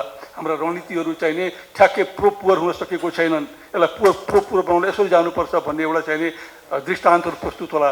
यी सबै कुरोहरू यहाँहरूसँग सेयर गरौँ भनेर चाहिने आज यो पत्रकार सम्मेलन यसका मुख्य अर्गनाइजरहरूलाई नै राखेर हामीले गर्ने एउटा जमेको गऱ्यौँ। यहाँहरू आइदिनु भयो, यहाँहरूले चाहिने हाम्रा कुराहरू चाहिने अब यसको मोटामोटी मैले कुरो भने अब यसको त धेरै अब 25वटा टपिकमा कुरा हुँदैछ। कहीँ प्लेनरी डिस्कसनहरू आएदेखि नै सुरु पनि हुन्छ। यी सबै कुरोहरूमा अब यहाँहरूको फुर्सद छ भने आएर पार्टिसिपेट गरेर हेर्दा पनि हुन्छ, होइन भने यहाँ बेला बेलामा अब यो सकिसकेपछि यहाँ के आयो भन्ने कुरो चाहिने हामी अर्गनाइजर मध्येबाट कसै न कसैले यहाँहरूलाई फेरि पनि डिसेमिनेट गर्छौँ। भन्दाखेरि अहिले हामीसँग भइरहेको तपाईँको चाहिने जुन रणनीतिक हाम्रो चाहिने कमजोरी छ त्यसलाई हामीले चाहिने अब चाहिने ओभरकम गर्नुपर्ने बेला आयो। किनभने हामी जानुपर्ने नै इन्क्लुजनमा हो, अरू बाटो छैन हामीसँग। हाम्रो आफ्नो देशको चाहिने भूगोल हेरौँ, हाम्रो आफ्नो देशको चाहिने यो पपुलेसनको प्याटर्न हेरौँ, होइन गरिबीको पाटो हेरौँ। यसले गर्दाखेरि जसलाई सबैभन्दा बढी चाहिने बिमाको आवश्यकता छ त्यसले बिमा गर्न पाउनुपर्छ र त्यो अफोर्डेबल रेट पाउनुपर्छ, होइन। उसलाई कसै अब सरकारले सब्सिडी गरिदिने हो, लोकल बडीले सब्सिडी गरिदिने हो, त्यो पाटोहरूमा हामी जानुपर्छ। र अब मलाई के लाग्छ भने नेपालको कन्टेक्स्टमा कुरा गर्दाखेरि बिमाको बारेमा बिमा शब्द कसैले सुनेको छैन भन्ने कुरो म चाहिँ पर्टिकुलरली मान्दिनँ। किनभने म साथै प्रदेश गएँ, साथै प्रदेशको रिमोट एरियामा पनि म आफै पुगेको छु। त्यस कारणले बिमा भन्ने कुरो चाहिँ सुनेको छ, बिमा उसले गरेको छैन। त्यसका दुईवटा कारण छन्, मसँग छ तर म गर्दिनँ किनभने मलाई यो वाहियात कुरा लाग्छ। एउटा तपाईँको चाहिने पर्सेप्सन। अर्को मलाई चाहिँ गर्नु चाहिँ छ तर मसँग पैसा छैन। त्यस कारणले हामीले अहिले लबिङ गरिरहेको गभर्मेन्टसँग, लोकल गभर्मेन्टसँग, तपाईँको प्रोभिन्सियल गभर्मेन्टसँग लबिङै के हो भन्दाखेरि दुईवटा पाटो गरिदिनु पऱ्यो। हुनेलाई चाहिने बिमा गर्न बाध्य बनाउनु पऱ्यो, होइन। त्यो उसलाई बाध्य बनाउनुको मतलब के भने तपाईँको पोलिसीलाई बाध्यता बनायो तर फाइदा उसले नै पाउने हो भोलि। जस्तो मोटर बिमा अहिले हामी पठाउँछौँ, वैदेशिक रोजगार बिमा, यो बाध्य बनायो तर फाइदा उसले पाउने हो। त्यो पाटोमा अहिले हालको लागि चाहिने हामीले जानुपर्छ। र जो छैन, अब नेपालको बजेटको इतिहासमा धेरै कालखण्डमा हामीले धेरैवटा परिवर्तन हेऱ्यौँ, होइन। पञ्चायत कालदेखि लिएर तपाईँको अहिले समूह यो चाहिँ गणतन्त्रमा आइसक्दाखेरि तर हाम्रो आफ्नो चाहिने बजेटको जुन हाम्रो चाहिने हाम्रो जुन मान्यता हो त्यो हामीले चेन्ज गर्न सकेनौँ। अझ पनि हामी चाहिने कुरेर बस्छौँ। सबै तहको सरकार कहाँ डिसास्टर हुन्छ 2 बोरा चामल लिएर कुदौँ भनेर कुदेर बस्छ। त्यो पैसालाई चाहिने जसलाई हामीले इन्क्लुसिभ इन्सुरेन्स भन्छौँ त्यहाँ ल्याउनु पऱ्यो। त्यो तपाईँले दिने 25,000 रुपियाँले त कोही मान्छेको बिमा गर्छ त्यो एरियामा, 50,000 को बिमा होला। कर्णाली प्रदेश सरकारले गर्यो नि त, 2 लाख 1.5 लाखको बिमा चाहिँ सबै तपाईँको 18 लाख पपुलेसनको गरेछ त। अस्ति भुइँचालो जाँदाखेरि बिमा कम्पनीले पैसा तिरेछ त। त्यो बाटोलाई त्यस्ता लेसन हाम्रो आफ्नो पनि अनुभव छ यसको बारेमा, हामीले पनि संसारलाई भन्ने हो हामीले त यो सिक्यौँ, तिमीले के सिक्यौ भन्ने कुरो चाहिँ हामीले इन गर्ने भन्ने एउटा कुरो। तपाईँले कृषिमा चाहिँ नि यो म त जहिले पनि भनिरहेको हामीले चाहिने कृषिको अनुदान दिन खोजेको चाहिँ टार्गेट ग्रुप कुन पहिला डिफाइन गर्नु पर्यो। अहिले डिफाइन भयो, यतिसम्मको चाहिँ जमिन हुने मान्छेले चाहिँ 80% पाउँछ, योभन्दा माथि उनीहरूले चाहिँ 60 पाउला 50 पाउला भन्यो। अहिले भर्खर चाहिँ निर्देशकले डिफाइन गर्यो। यो मैले धेरै पहिले आएको कुरा हो, किनभने हाम्रो टार्गेट ग्रुप तपाईँको के गर्नु पर्यो। म 1 अर्ब रुपियाँको फर्म चलाउँछु अनि मलाई गभर्मेन्टले सब्सिडी दिने 80%, अनि गरिबले कसरी सब्सिडी पाउँछ।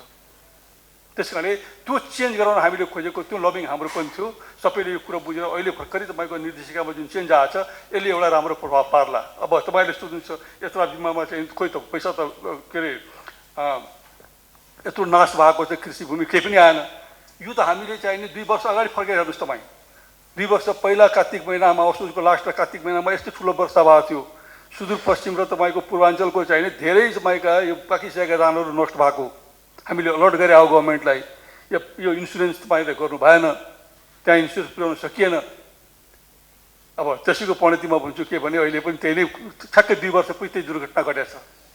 त्यस कारण यो हामीले सिक्नु पर्यो के भन्दाखेरि हामीले इन्भेस्टमेन्ट गर्दै जाने, अनि त्यो इन्भेस्टमेन्टलाई हामीले सम्पत्ति नमान्ने भयौँ कि हामीले नयाँ बनाउनलाई चाहिँ हामीले हाम्रो प्लानले चाहिँ हाम्रो पोलिसीले अगाडि बढाउ भन्छ, नयाँ मात्रै बनाऊ भन्छ।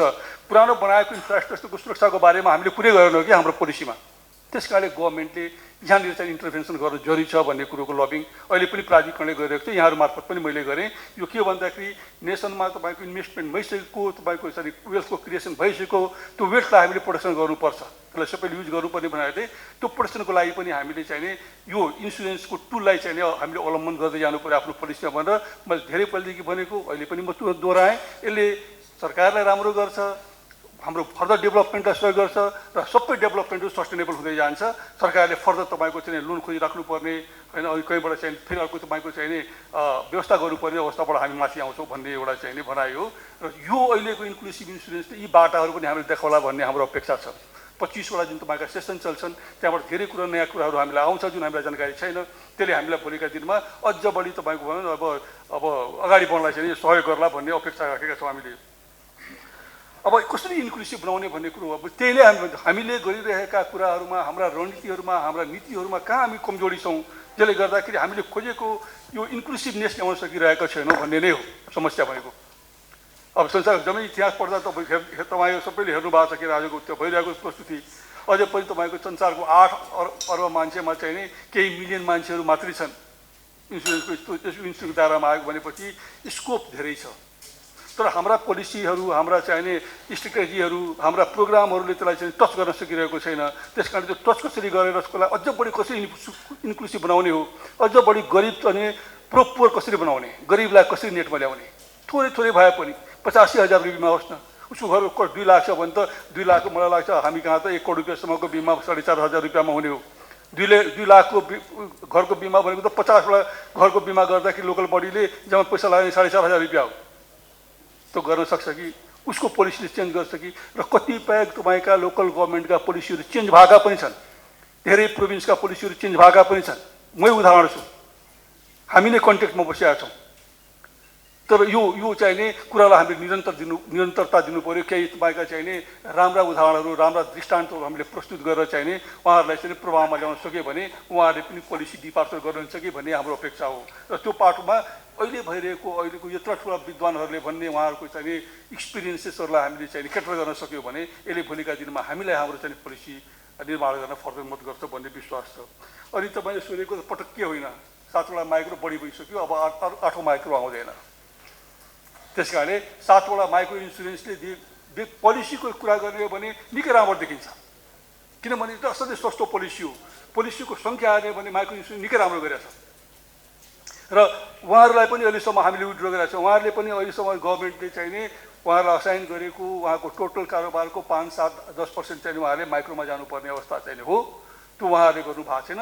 त्यसमा हामी चाहिँ अवेर छौँ। अब हामीले बोलाएर कुरा गर्ने बेला आयो, किनभने यो इन्क्लुसिभ इन्सुरेन्स चाहिँ त्यो बाटो पनि हामीले देखायो। अब तिमी यहाँ जानुपर्ने बाटो यहाँ, खालि ठुल्ठुला मात्रै तिमी सहरमा केन्द्रित नभएर तिमीले अनिवार्य रूपमा यो गर्नुपर्छ र यसलाई चाहिँ हामीले अलिकति यसको बेसलाई फराकिलो बनाउनुपर्छ भन्ने पनि बाटो छ। अब बिमाको विषयमा सरकारलाई कन्भिन्स गर्दा सरकारकै अङ्ग हो बिमा प्राधिकरण भनेको होइन। सरकारले नै मेरो चाहिँ बिमाको काम तिमीले गर भनेर कानुन बनाएर दिया हो। त्यस कारणले सरकारलाई हामी जहिले पनि हामी टचमा छौँ। बिमालाई मैले भर्खर यहाँहरूलाई के कुराहरू भने नि हामीले गरिसकेको पूर्व इन्भेस्टमेन्टहरूबाट क्रिएट भएको वेल्थको संरक्षण गर्ने दायित्व पनि हाम्रो भएको हुनाले सरकारले बिमालाई होइन एकदमै स्ट्रङ मेकानिजमको रूपमा एउटा टुलको रूपमा चाहिँ लिएर जानु पर्यो। आफ्नो हरेक कुराहरूमा चाहिँ इन्भेस्टमेन्टका कुराहरूमा निर्माण गरुन्जेल हाम्रो सम्पत्ति सुरक्षित छन्। तपाईँ हेर्नुहोस्, हाम्रो कानुनले निर्माण गर्दाका फक्त बिमा भएन पनि निर्माण गर्न पाउँदैन निर्माण व्यवसायले। तर त्यसको ह्यान्डओभर टेकओभर भएपछि अब त्यसको इन्सुरेन्स छैन, समस्या भनेको त्यहाँ। त्यस कारणले त्यसको ह्यान्डओभर टेकओभर गभर्मेन्टमा आएपछि पनि त्यसको इन्सुरेन्सलाई कन्टिन्यू गरेर चाहिने त्यो प्रोपर्टीको चाहिने त्यो वेल्थको चाहिने त्यो इन्भेस्टमेन्टको सुरक्षा गर्नुपर्छ भन्ने पोलिसी ल्याउनुपर्छ भन्ने नै हो होइन। र यसले सबैलाई हामी सबैलाई चाहिने एकदमै सस्टेनेबल डेभलपमेन्टको पाटोमा लिएर जान्छ। यसको बारेमा हामीले अझै पनि चर्चा गरिरहेका छौँ। र अब एउटा क्वेसनको आन्सरमा यो हाम्रो चाहिँ इन हाउस भएको हुनाले अन्तर्राष्ट्रिय जगतमा बसेर किन तपाईँको कोभिडको आन्सर दिउँ, यो तपाईँलाई जानकारी भएको विषय हो। हामी लागेका छौँ, त्यो आउँछ नै जस्तो लाग्छ मलाई। र यो माइक्रो इन्सुरेन्सलाई पनि अब उसलाई 50 लाखको जुन सिलिङ दिएको छ त्यो सिलिङभित्रको सबै बिजनेस गर्न पाउने भएको हुनाले उसलाई तपाईँले उसको चाहिने काउन्टर मोटर बिमाको ठाउँमा हेर्नु भएको हुनुपर्छ जस्तो लाग्छ मलाई अरू जस्तै। तर अब चाहिँ त्यो सबै चाहिँ बिमाको चाहिँ पुलमा गएको हुनाले अब त्यस्ता काउन्टर रहँदैन भन्ने कुरा राख्न चाहेँ।